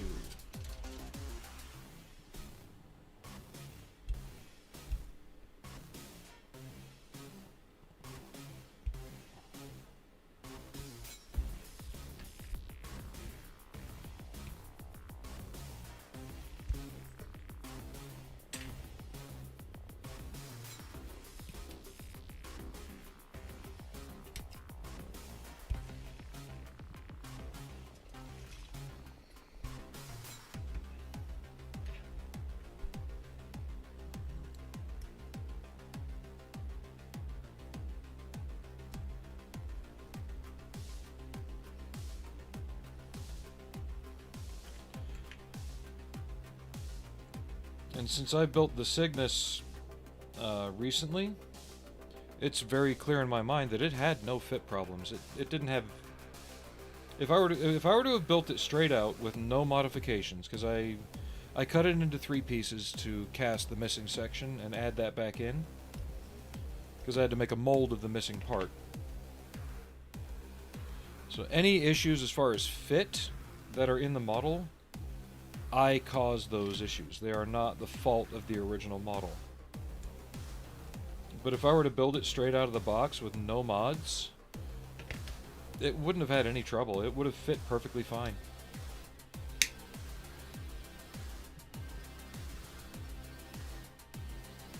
Okay. So this here, that there.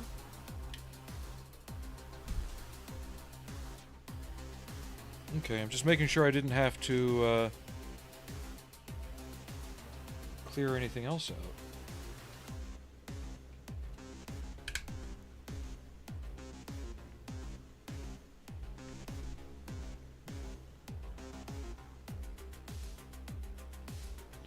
What are you having trouble with on the Tamiya Leopard 2? I built it before.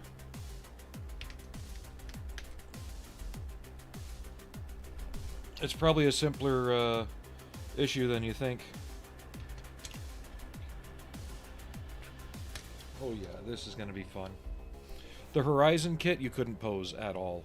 So, we're having fun with this bugger, I can tell you that.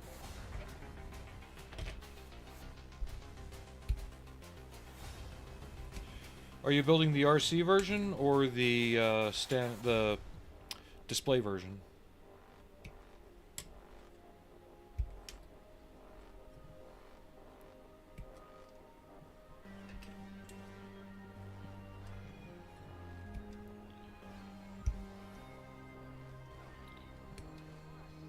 Solway Studios, thank you for the raid. How you doing? We'll give him a second to get in here.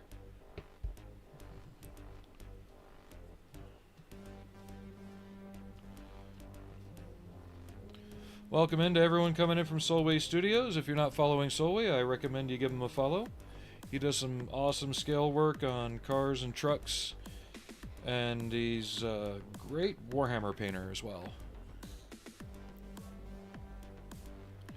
Aries Studios, thank you for the bits.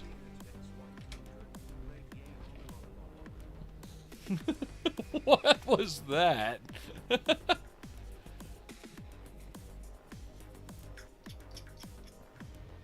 Hey, Brush Guy. Yeah, we're doing okay. Working on the Good Smile Company Moderoid ED 209 kit. It is a snap-together kit. However, it will require paint.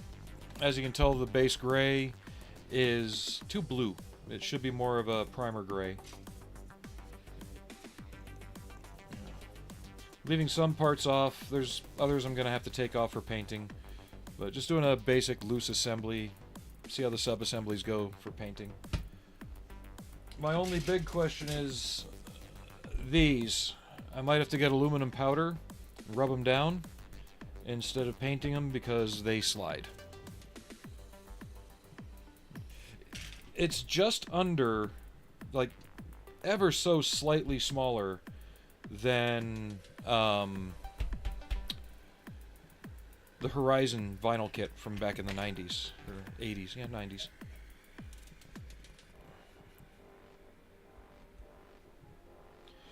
So you're just trying to keep it up, keep it modernized. Gotcha. So I'm also talking to Alex on the YouTube side of things.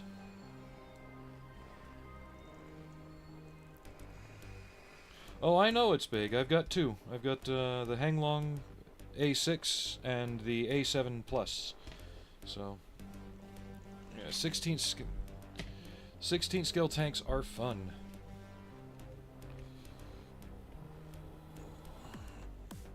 Oh, Brush Guy, this kit makes the Horizon kit look like... Makes it look like it was carved with a butter knife.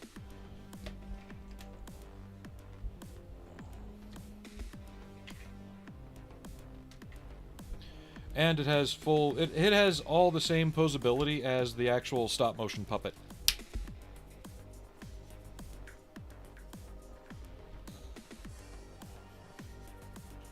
Like, if it moves on the puppet, it moves on this. And a first...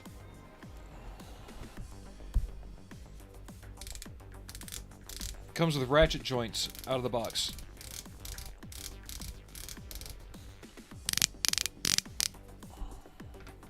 I got this off Amazon for $50.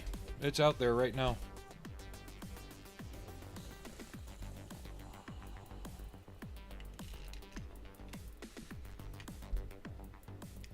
So I've got some pictures of the one night scale filming model from... Oh, you're welcome, R2. That was up to the audience. I don't remember which of my members did it. They kind of did a big sub bomb on Friday and part of Monday. So it's either Aries or Alex. He goes by Leopard2A5DK on Twitch. So, it's funny you mentioned Kane. Give me a sec.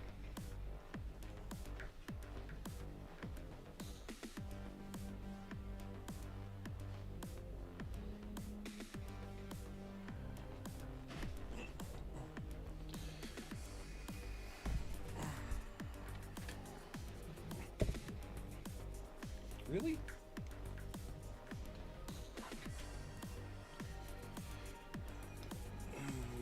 This is a 3D print that I did. I think it's about as close to the scale of the filming puppet as I could get.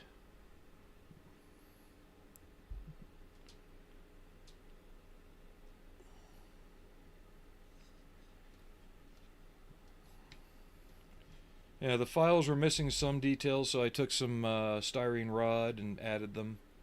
Added the cast texture and some other things.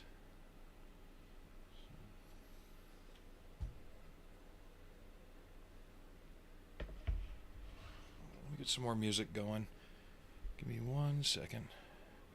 And thank you for the follow. My streaming schedule, for anyone new here, isn't too steady. Typically do it on the days I've got off from work. So today is one of them. My next day off will be Friday. I don't know what next week has in hold yet. But I try and just let people know ahead of time on the stream, since I don't have a schedule to post that's consistent enough. So it's just one of those things where you have to keep your eye on the alerts. Okay, so G5, G8, G6, and G7. Yeah, I'm always doing something weird. So G5. Thank you. Another project. Alright, R2. Have a good night. Another project we're working on is a Kenworth tractor-trailer truck. Also painting some 3D printed figures.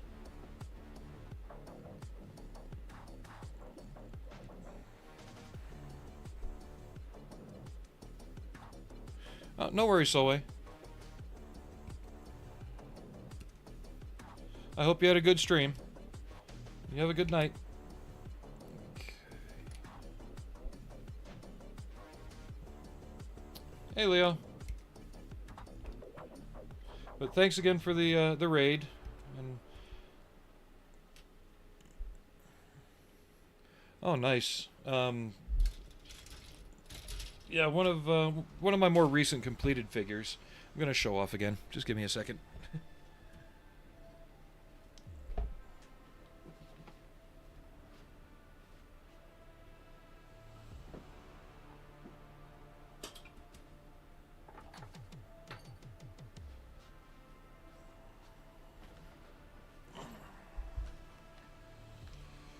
Yeah, Kuton Sculpts just released 3D files for Hicks a couple months back, so I printed him out in a larger scale.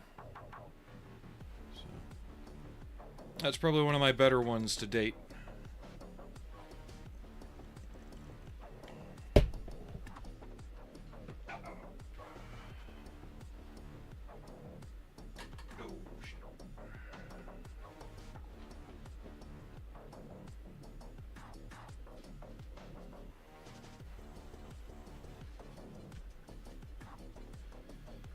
Well, for me, my eyes are failing and my motor control's getting worse, so unfortunately, slightly larger is better.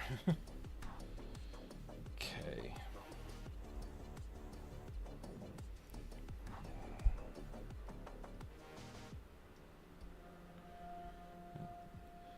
I do dabble in 35th scale stuff still. I have a set of Bundeswehr figures coming in that are supposed to go with a Fennec that I'm going to be working on.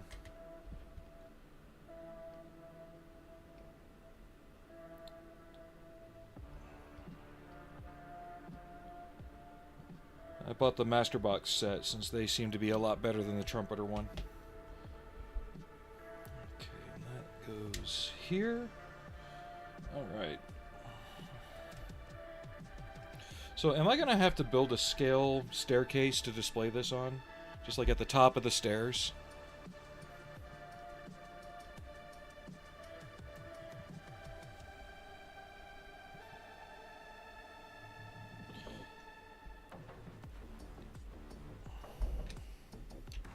Yeah, I think the only 35th scale Fennec on the market right now is the Trumpeter kit.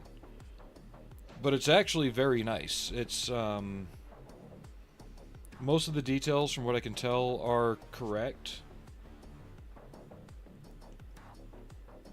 It even has, I'd say, 95% of the interior.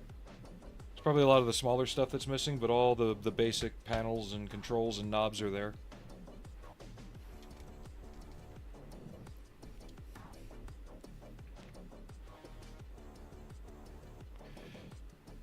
I might do that.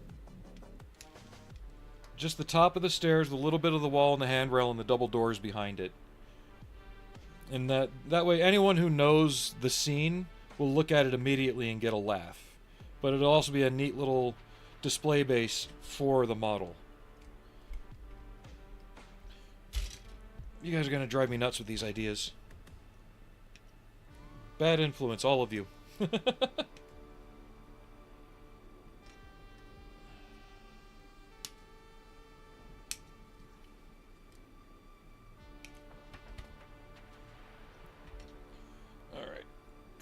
Another sprue down.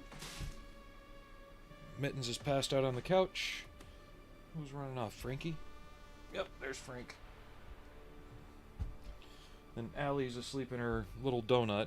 She got scolded. She hopped up on the table earlier and knocked stuff off.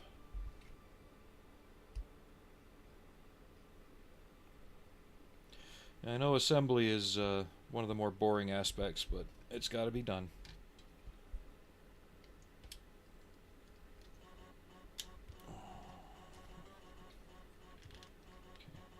But yeah, there's some great articulation on here.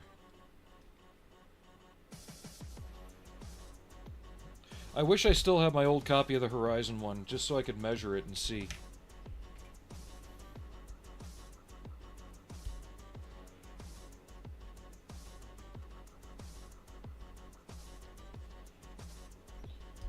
Picked it up in a hobby shop outside Shepherd Air Force Base in Texas back in '95.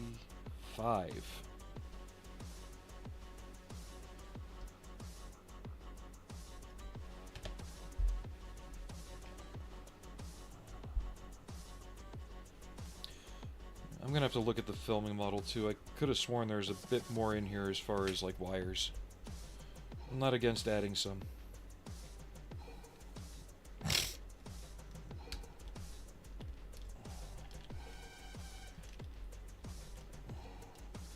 Yeah, the fun part on the Master Box figures, I don't know if I should do the Fennec as an ISAF vehicle with Tropentarn on the figures, or as a... it wasn't used in Kosovo, was it?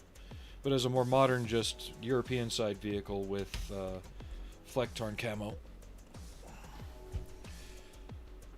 Tropentarn might be easier to paint because it's not 5-color.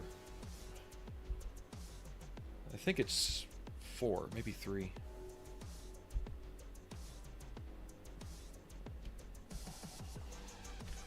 Well, does anybody else out there have the Horizon ED 209?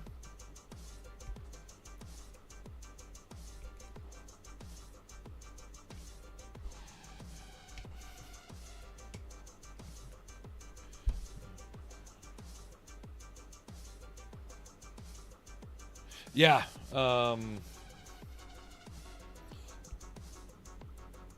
Gepard is one scary vehicle. The rate of fire it's got and what it can do.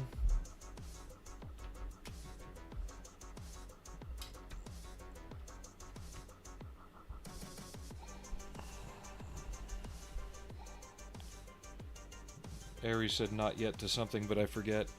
Yeah, you don't want the Horizon ED 209, Aries. Vinyl is not a fun material. I actually have a vinyl kit I could work on a future stream. It's the old AMT vinyl Spock. It was given to me by a club member. Boing! Was that a drop or a ping fuck?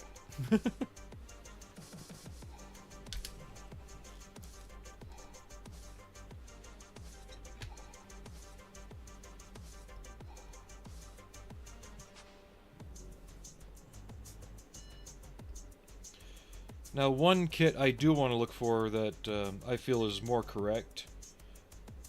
Who was it? It was Pegasus, right? That did the tank hunter killer from Terminator 2 as a plastic kit. And then they did the flying one. I always felt they did the flying hunter killer too small. So the Horizon one, to me, is actually the better size. If I could find one of those, I want to do that. Because I've got the tank one sitting up on my display shelf, too.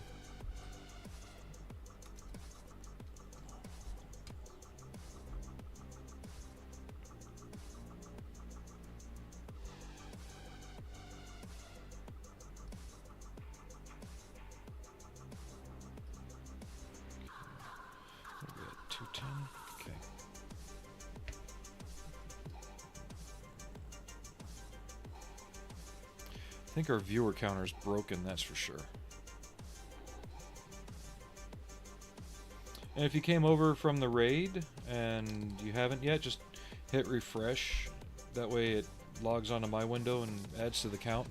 It just helps with visibility on Twitch.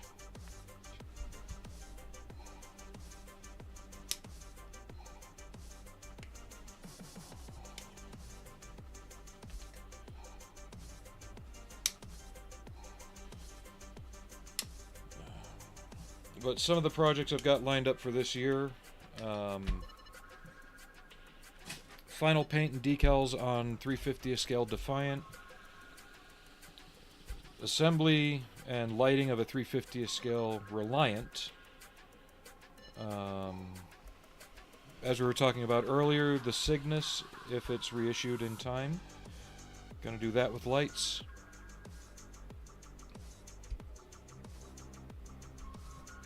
What else do I have planned that I've got?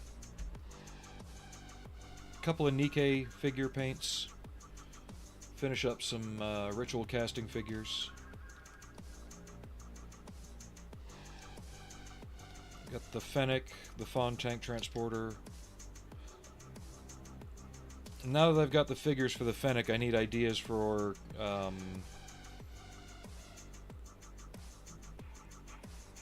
the trailer on the Fawn. Alright, you have a good night. I will be back on Friday, hopefully a bit earlier than I was today. Today got off to kind of a harsh start. I woke up feeling like... Honestly, I woke up feeling like death.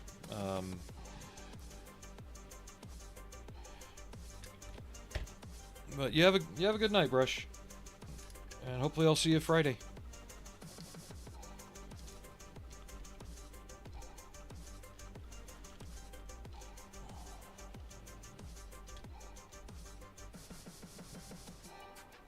You can just hear the sound effect when it was probing the stairs, trying to make sure it could get footing.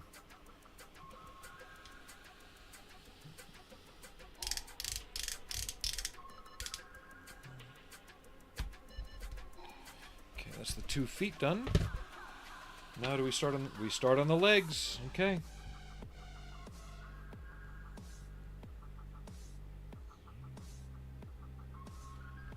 So I need my ratchet joints. Move this back a little bit. I think this goes in here. Nothing calling out for it just yet.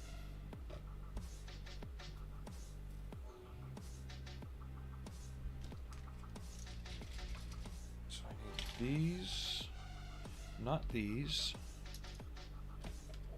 and these.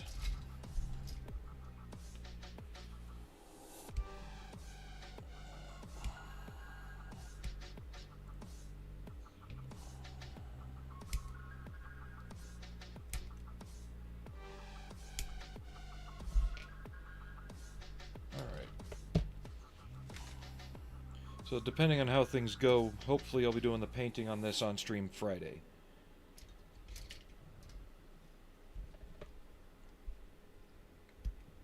The semi got a bit too complicated, so I had to basically paint what was necessary on that off stream because there was a lot of off-camera work holding it up at different angles to make sure I could get the paint in the right spot.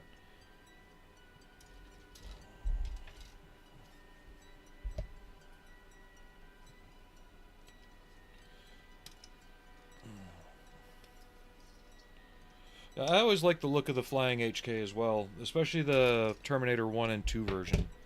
They kind of overdid it and made it look just clunky in the 3rd and 4th installments.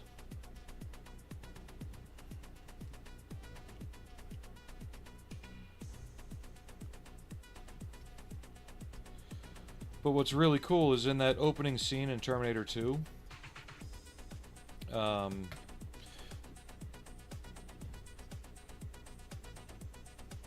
no, it's okay. Yeah, don't wear your health out. I gotta be back at work myself tomorrow morning and back up at 5:30, 5 o'clock, so... Yeah, don't worry about it at all. No apologies necessary. We all have lives. Okay, that goes there. And then this goes down here.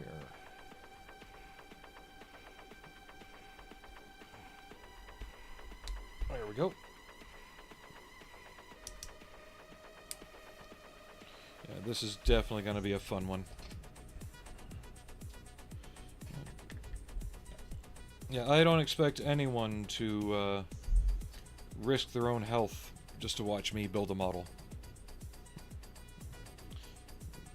What do you mean, not according to your employer? They don't care about your health?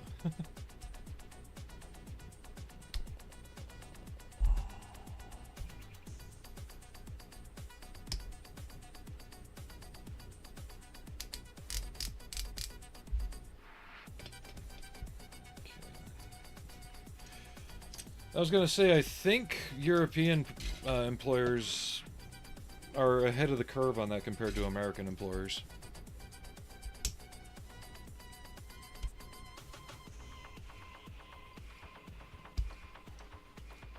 Obviously nobody's perfect, but still.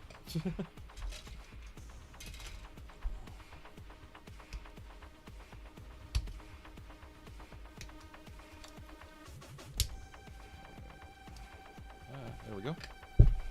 Ow! Oh, I just hit my funny bone on the table. Ah.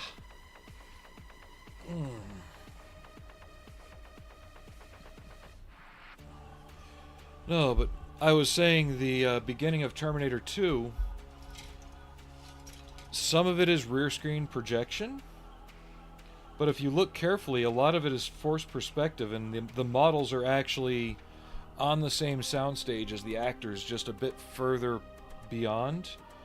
And the camera angle in the foreground set up just right that you don't notice that they're closer to the actors than necessary. It's some of the cheaper filming that James Cameron's known for doing, where he uses what he knows about how the camera works as far as the lens and the eye, and really makes things that shouldn't work.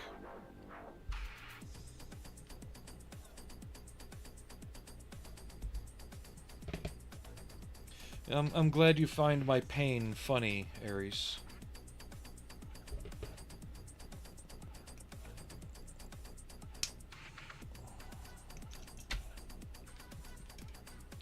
F2.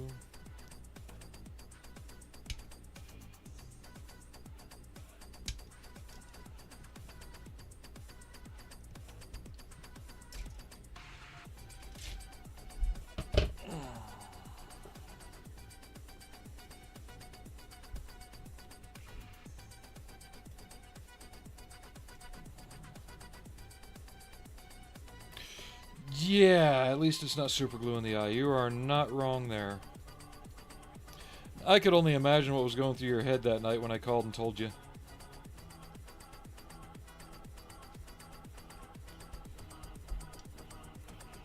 I think it was mainly, how in the fuck?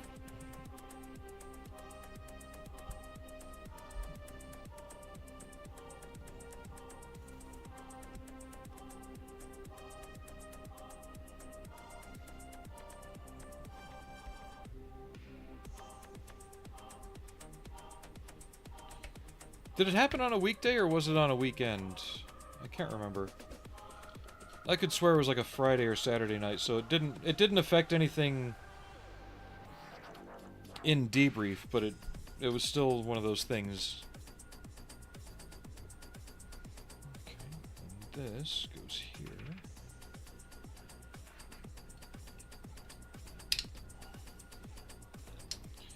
I know as far as long term it didn't affect anything, and there was no paperwork needed on our end.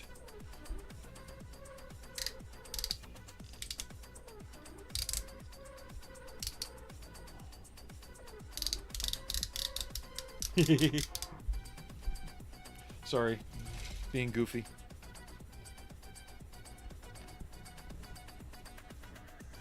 And 2 more parts I'm gonna have to see how they rub, because these need to be chromed.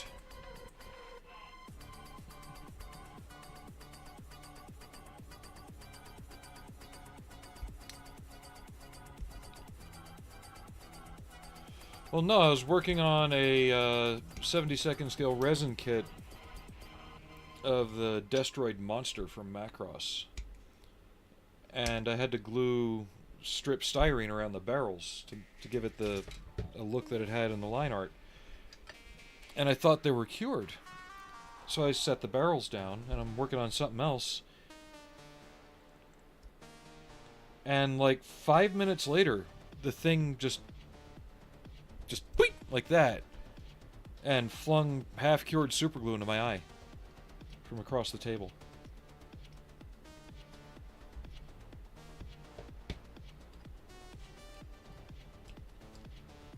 It's not like I was like this and it did it from there. It was like it was at least a good 3 feet away.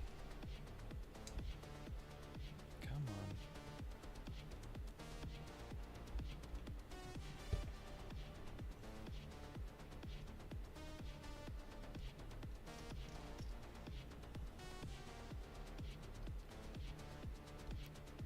No, I think it was right before a work day, so it was like on a Thursday or a Sunday. Because I remember coming in with my eyes dilated, like one was dilated, the other wasn't. You were looking at me like, don't fucking look at me, that's creepy.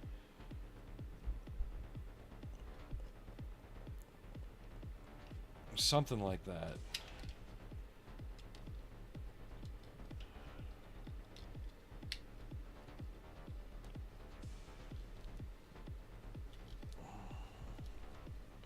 Wow, this does fit together really well. Okay, if anyone wants a good model of ED 209, get the Good Smile Company kit. It's worth it.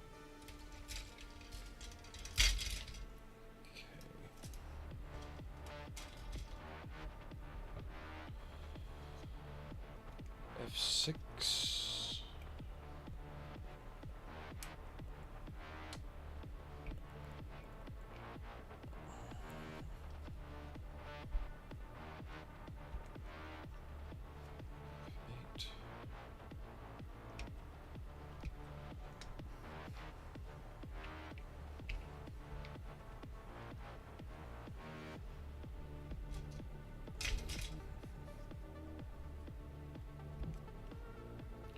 And for those of you who are interested, we are streaming on YouTube as well, so you can catch streams there. So if you want to give a little sub on there, it's free, and just help out on that side too. There's that. And then pistons.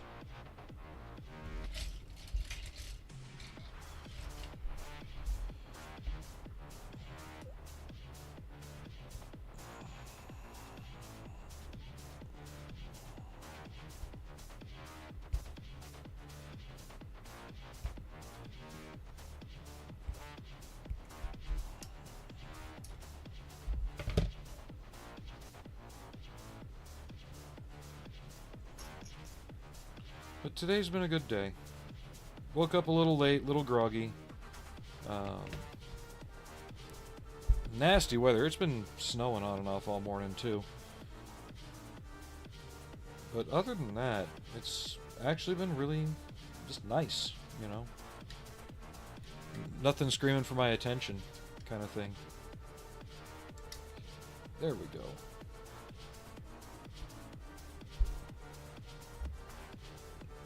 Those are there. Then, got these here.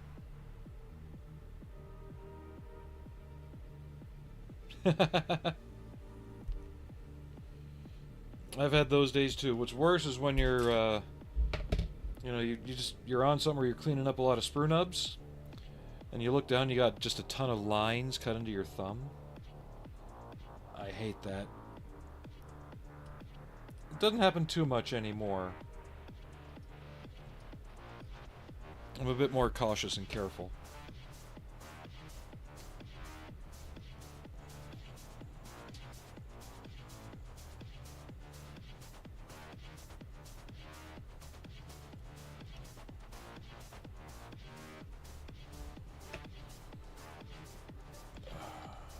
There's that. That in there.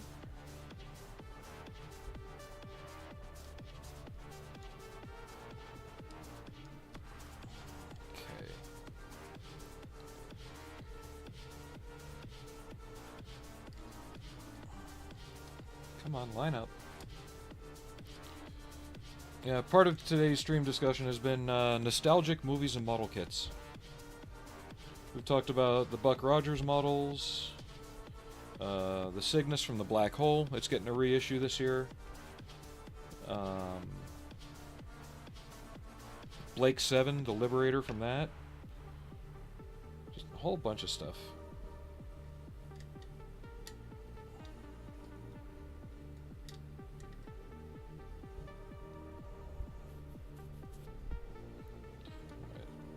Oh, that's nice.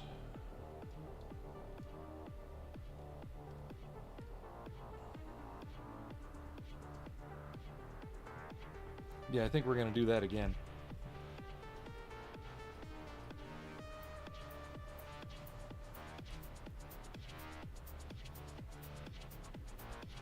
So we'll be able to pop a lot of this apart for painting.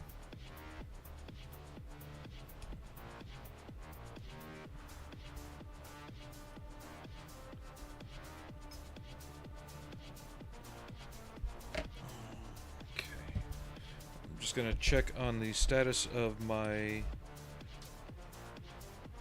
Oh, wow. And Real Brush Guy, if you're gonna catch this later, thank you for the follow on Instagram. Much appreciated. Give him a follow back when I can. No, I'm checking Amazon because I've got an airbrush compressor coming. I want to see if it's at the door. It's any time between now and 7, basically.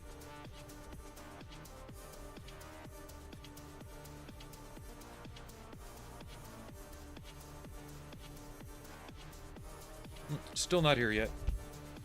I was hoping it would arrive during the stream.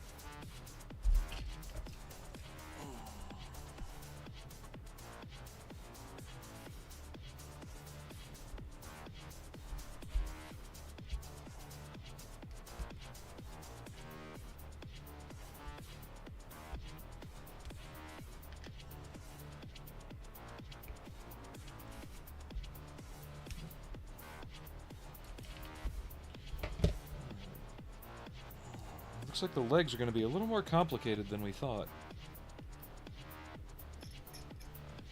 Hey, Kenneth. Welcome to the channel. How you doing?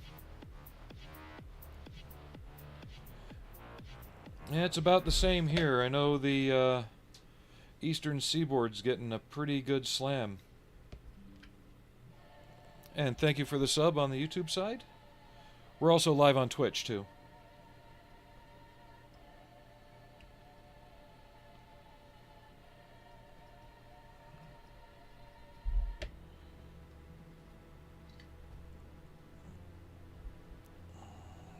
Stay there, you go here.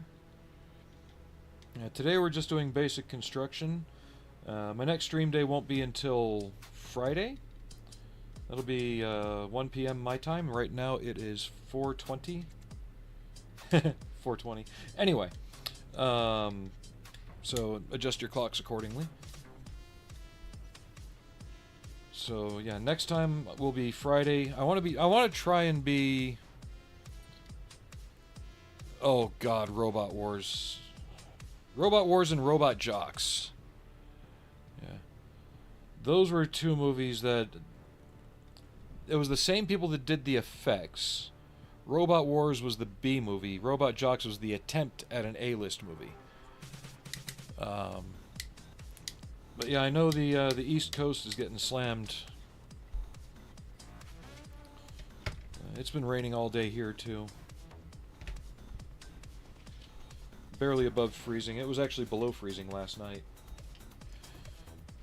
Okay, so now I need this and J3 and J4.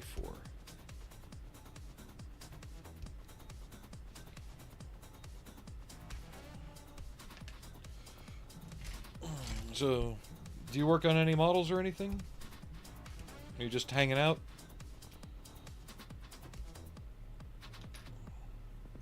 I'm gonna have to go through my finished subjects and pick something to make a short out of, just to keep that side alive, too. I haven't done a short in over a week.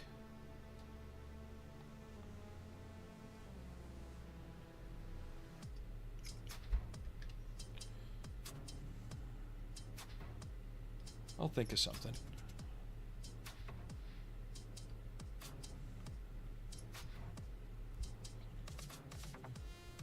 Again, thank you and welcome to the channel.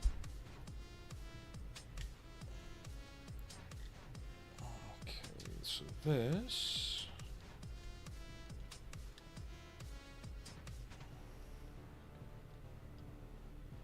Really? Is there something special here or no? Or is it just that tight? I think it's just that tight. Oh, nice. Yep. I don't have any... I have one Gundam kit, but nothing in process right now. It's the Hy-Vee new. Got a couple frame arms kits to work on. Ah, there we go. I guess you could say this is kind of like a Gundam kit. It's all snapped together, but I'll be painting the heck out of it. J3 and J4. Where'd the J sprue go?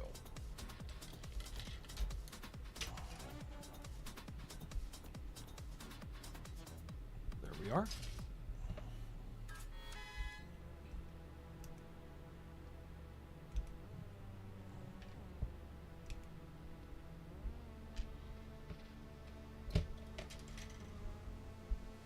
Then after this, we're going to start working on the sliding mechanism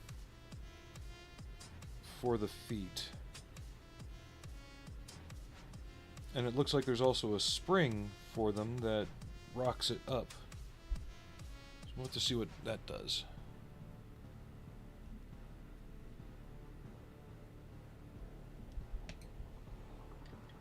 Okay, so according to this,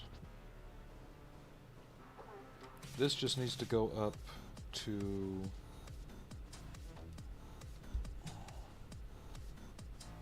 here. This has to remain clear. Okay.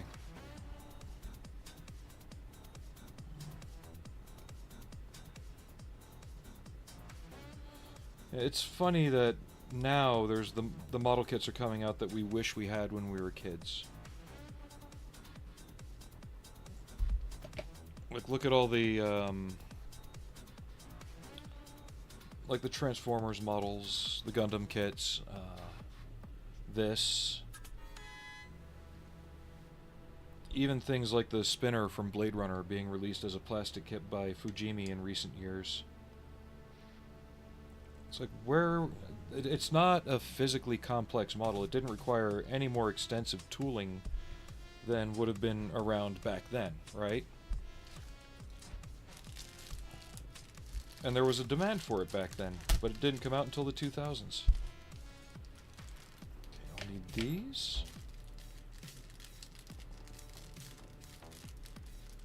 I'm trying to not open the bag all the way. I don't want to lose all these wires and hoses, because they go on the arms and the gun and rocket launchers. That's what I need there. They'll be installed after painting.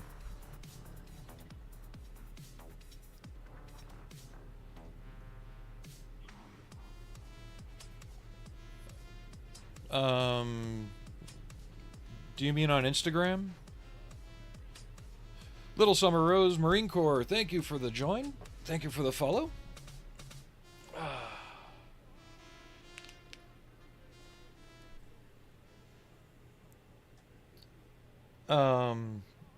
Let me look, hold on. Because he did just follow me on Instagram, so...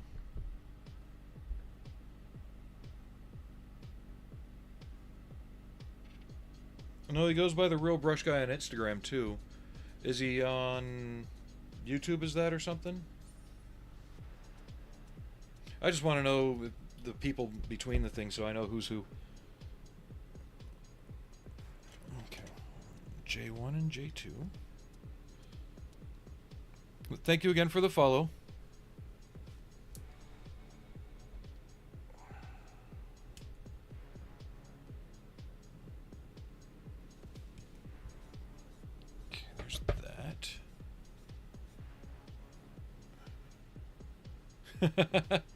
Not always. My brother's one. And he's actually kind of quiet about his past, so...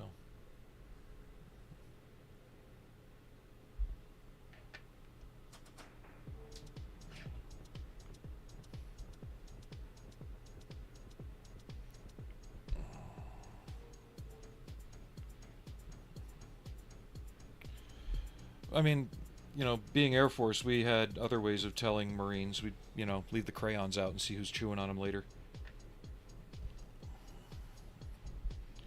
Okay, P10, 11, 8, 9. Where's the P sprue?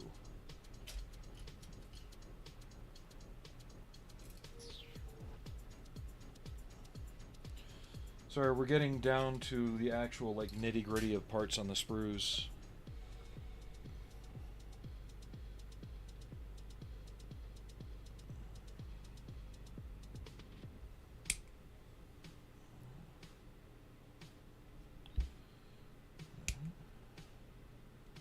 And for those that do like scale models, I'm not always working on sci-fi or figures. I do have some scale stuff coming down the pipe.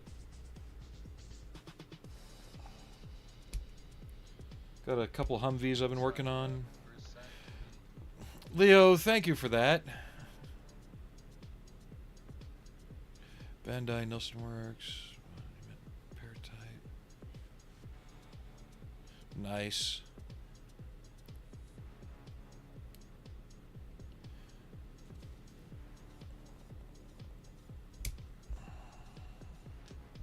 You guys are spoiling me again, aren't you?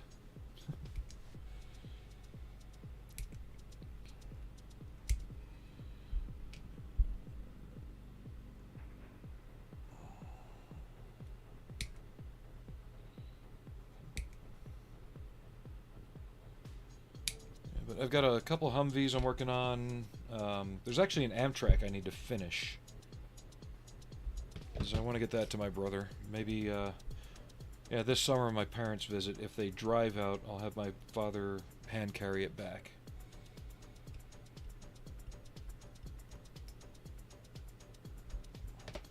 I don't dare mail anything these days. Alright, now how do you fit? Because it's hard to see. Think like that. And then you go like that. And then you go here. After I clean you up. Then all this crap gets trapped inside the leg.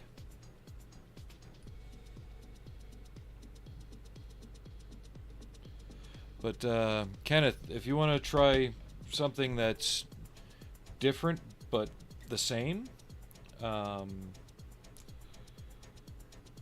YOLO Park Transformers Optimus Prime and Shockwave kits are amazing. Military Gal, you're welcome to the channel. 900 parts.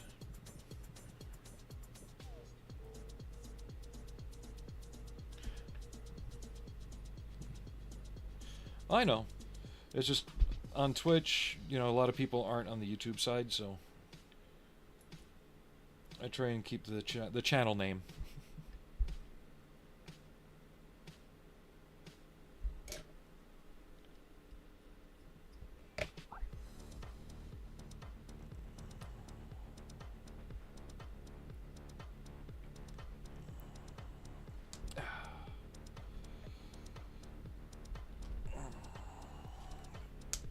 There we go.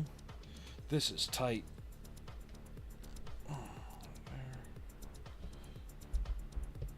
Come on, compressor, get here.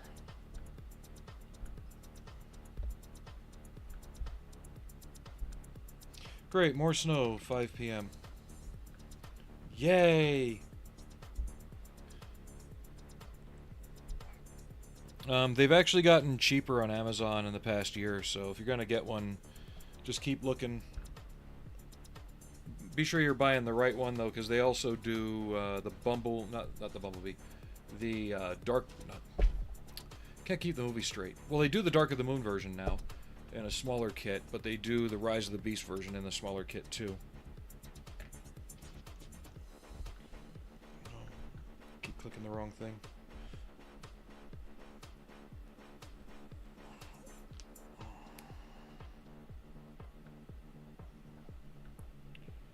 What is it about my fingers that don't want to work right now?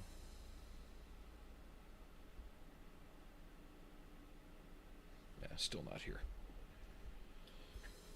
Okay, now the fun part. One thing that really never goes well together is springs and model kits.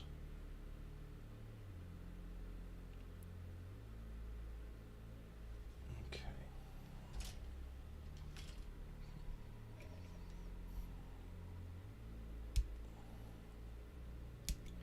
But I want to get this assembled today, fill in the very few seams that are on it. A lot of those seams are going to be like here. Let me see if I can get the light to pick it up. Okay, right there. Right on top of the gun arms and on the bottom. Same on this one. There's a very small one right there. Alex, thank you for the tip. Every little bit helps as that goes towards supplies.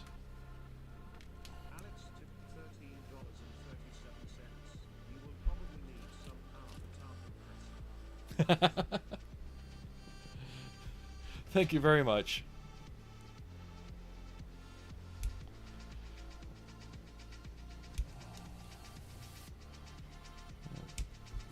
It all goes to supplies and helping the channel. And another sprue down in the garbage can.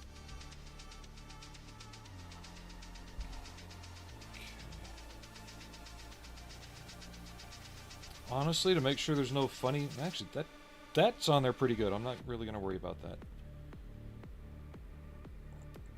There we go.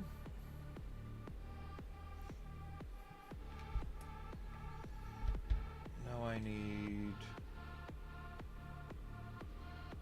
Okay, that's what that is.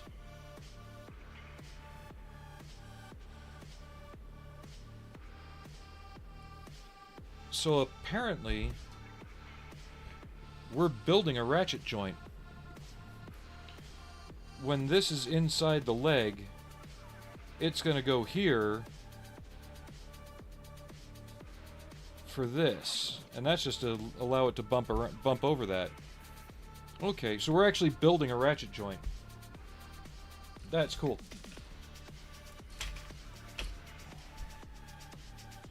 So we'll just take it one leg at a time. Like I was saying earlier, this kit has all the same mobility and posability as the original filming model that they used to do the stop motion. Snow here Friday, close to the mountains, 30 minutes from North Carolina. Oh yeah. I grew up in South Florida, so I know how weird that is to be there.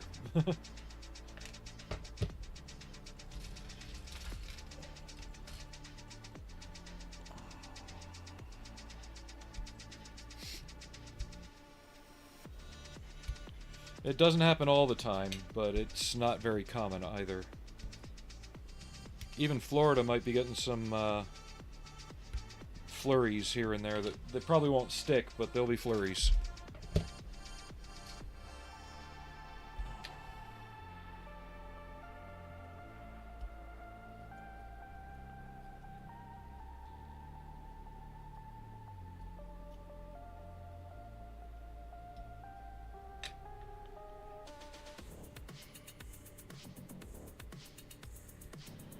Yep.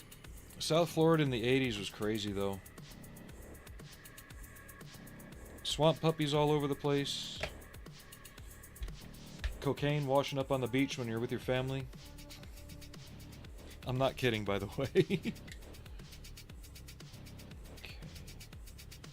So this goes in here. Okay. Get this line back up. Alright, see that goes there.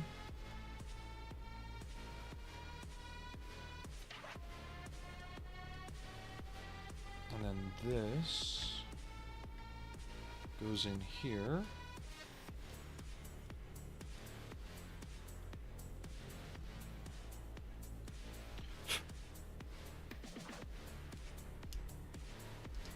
Like that. Alright.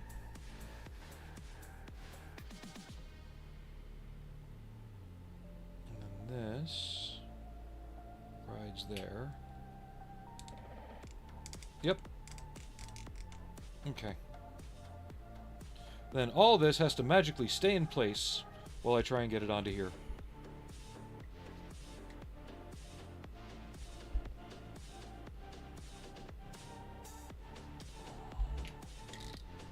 Haha!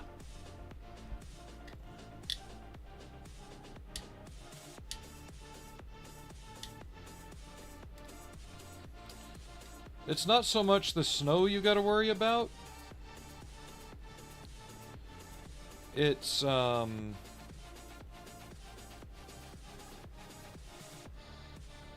it's really not even the ice. If you drive safely enough and you got good tread on your tires, you're generally pretty good. It's the other people who don't know how to drive in it, who don't know how to slow down and just take a minute, you know?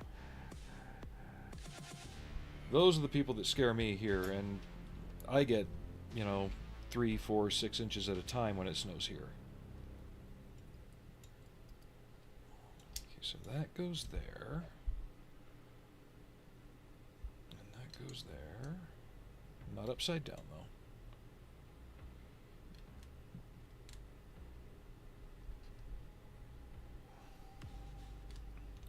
Yeah, the only thing I do when it snows is I take my my Ford Fusion to work. If it's not snowing, I'm taking the Camaro. The only reason I don't drive it in the snow is it's a 50-year-old California car with no rust.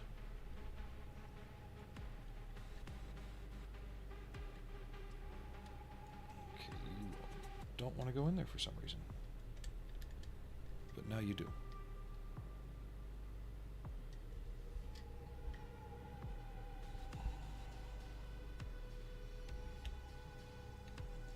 Actually, you need to go the other way. If we're following that, so...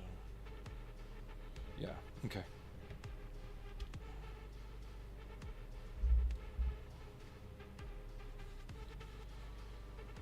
Yeah, I'm reminded of a time when I was in England, and it snowed there.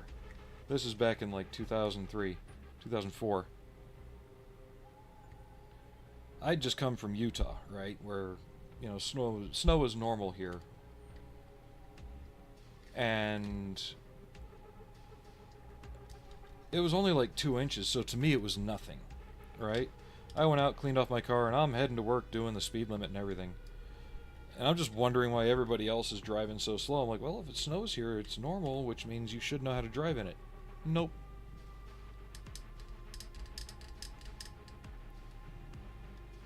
You know, even the people up north aren't seeing it much lately. Except for the odd, massive storm that rolls through. Okay.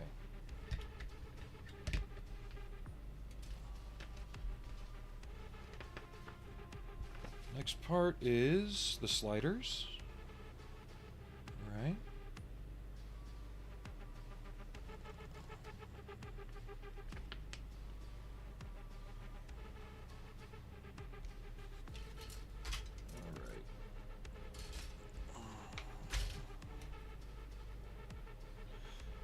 But it really isn't that hard to drive in. I learned how to drive in snow in a car that I really shouldn't have been driving in it.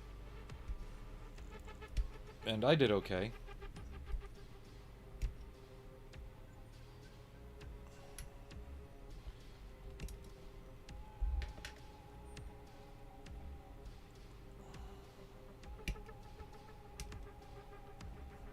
Like I said, you're looking at somebody who came from Florida and never... I hadn't seen snow since I was like 3 years old, okay? So...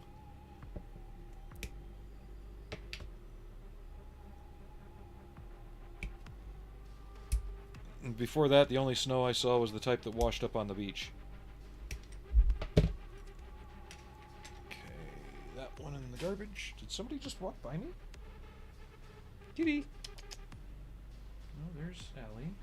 There's Mittens and Frank. Yeah.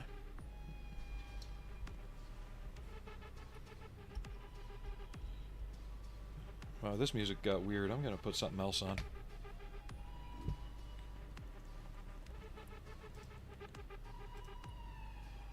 I want to sleep tonight knowing that a weird creature isn't gonna come tear my throat out.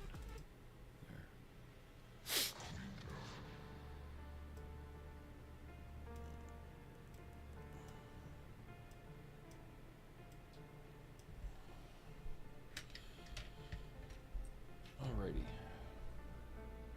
Hi, Allie. You gonna try and get back up here again? Huh? Let me make a space for you if you try.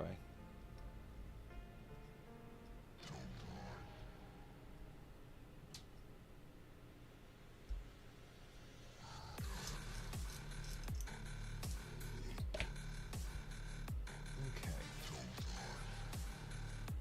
So I need to put these on first.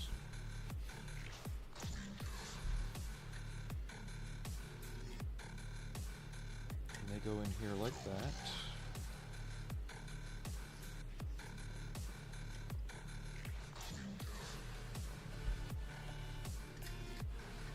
Make sure I got all my burrs and nubs off.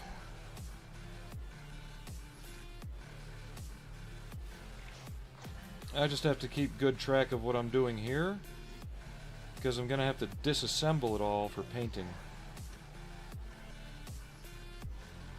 But I'm just trying to see what I have to put where for when I paint.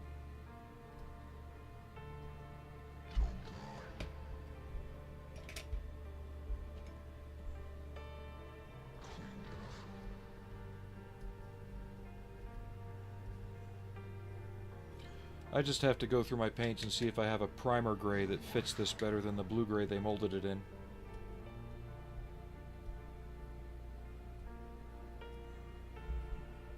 I might actually watch this movie tonight. I've got the Criterion Collection version.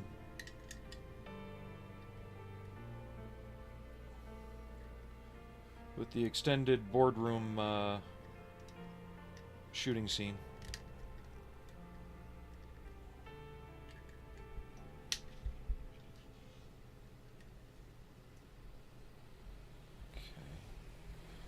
That is a tight as hell fit.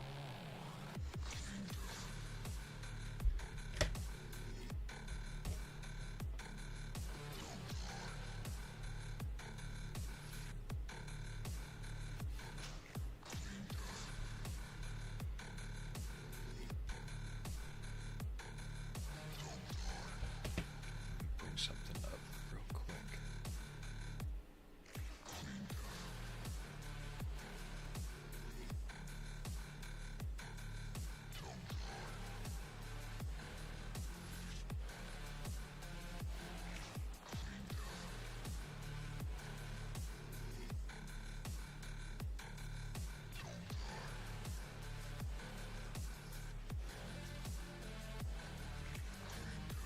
Okay, that's strange.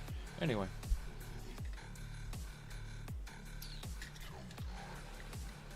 That's there. And there. Tell me I got that the right way around. Or does it not really matter? Ah, it does matter. Okay. And I do have it the right way.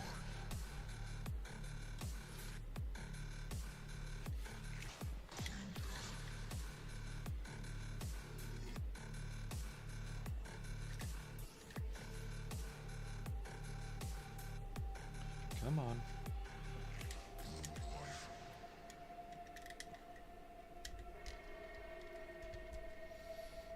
Much easier assembly on that one.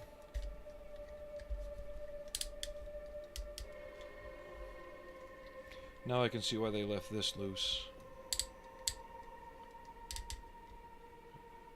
Yep.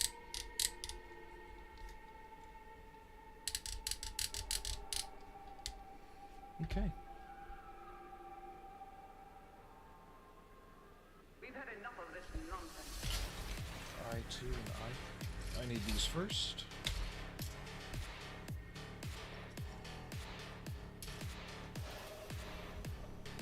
F1 and F4. As far as I can tell, they're just mirrored. They're not different details. So shouldn't matter which side they go on.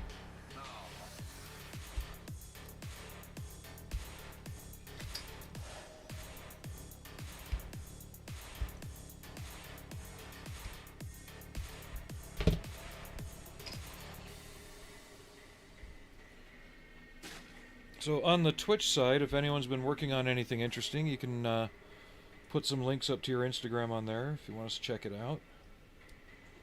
We are link friendly here.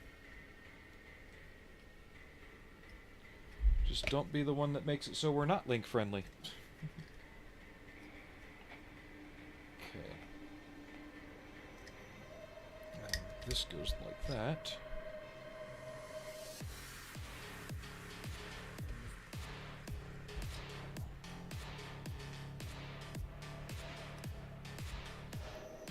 But Alex, the person you were wondering about before, are they from Germany? The brush guy? Because that's where the one viewer said he was from.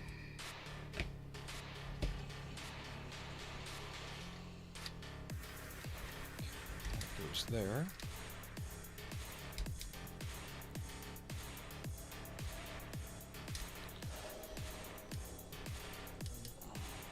Yeah, we'd all like to forget that Robocop 3 even existed.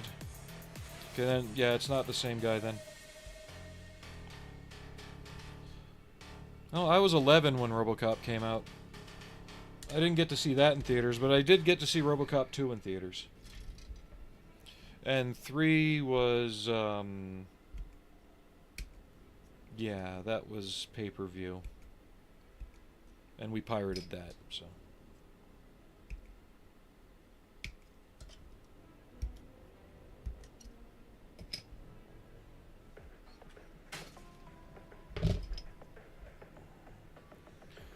Because unfortunately, 3 they tried to kidify a bit, so they made it PG-13.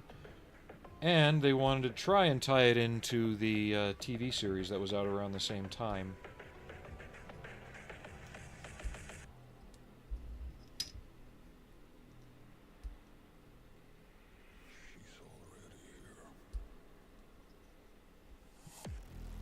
But I do have to say, I actually like the 2014 one. As far as remakes go,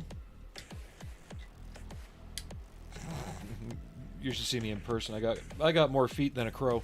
The 2014 one, the thing I appreciate about it the most is that for a remake, it wasn't a beat-for-beat remake. It wasn't afraid to do its own thing.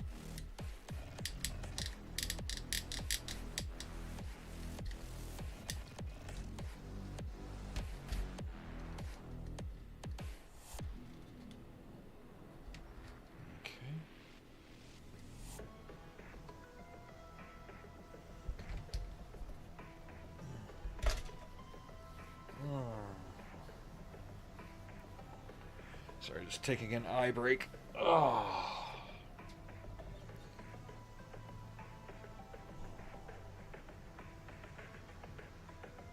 Now I need I2 and 3.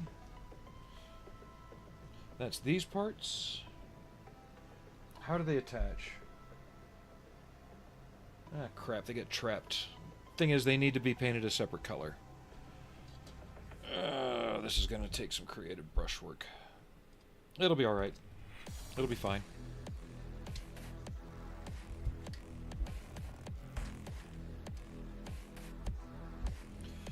Let's move a couple things out of the way over here.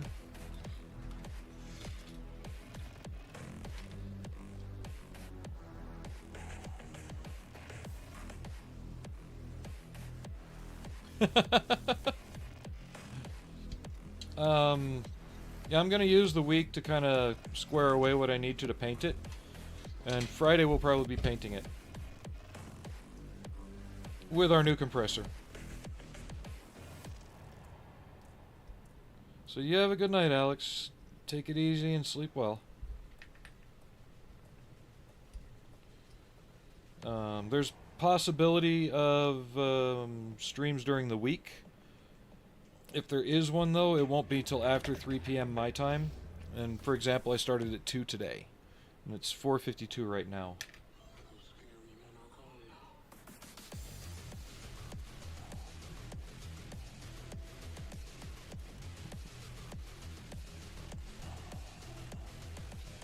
Yeah, I can't promise anything, but there's a better than usual chance this week.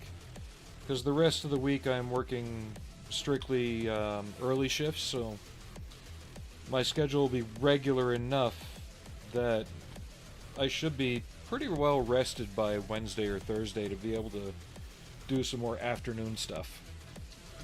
I can just hope it keeps up like that.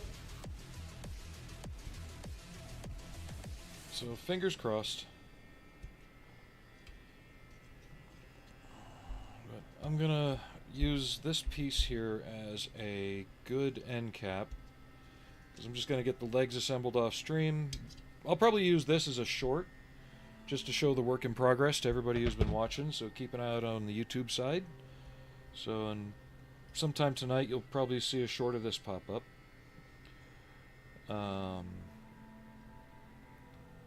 Thank you again, everybody who hung out from the raid. Looks like a few of you did. Let me bring up the list. One moment.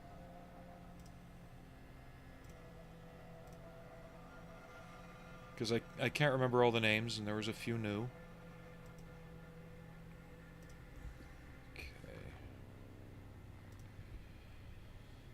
But thank you to Alex for the gift subs, Little Summer Rose and Real Brush Guy for the follow, and I think there was somebody else who got the gift sub. Who was that? I'm gonna have to go back up through chat because they didn't follow, but they got the sub. Military Gal, thank you again, and thanks for stopping by. And everybody, please follow if you like. There's going to be more of this. There's going to be some figures from Nikkei Goddess of Victory that I'm printing out. Working on Red Hood right now. Some scale stuff. Humvees, a German Fennec. Maybe a tank transporter. 350th scale USS Reliant. The Defiant. Oh shoot, I forgot I got Deep Space Nine to finish lighting too. There's a lot of projects coming up this year. So, yeah, keep an eye out. And thanks for hanging out. Thanks for the chat. And hopefully y'all have a good night. It's been 3 hours. I'm going to wrap up the stream for now. And take it easy.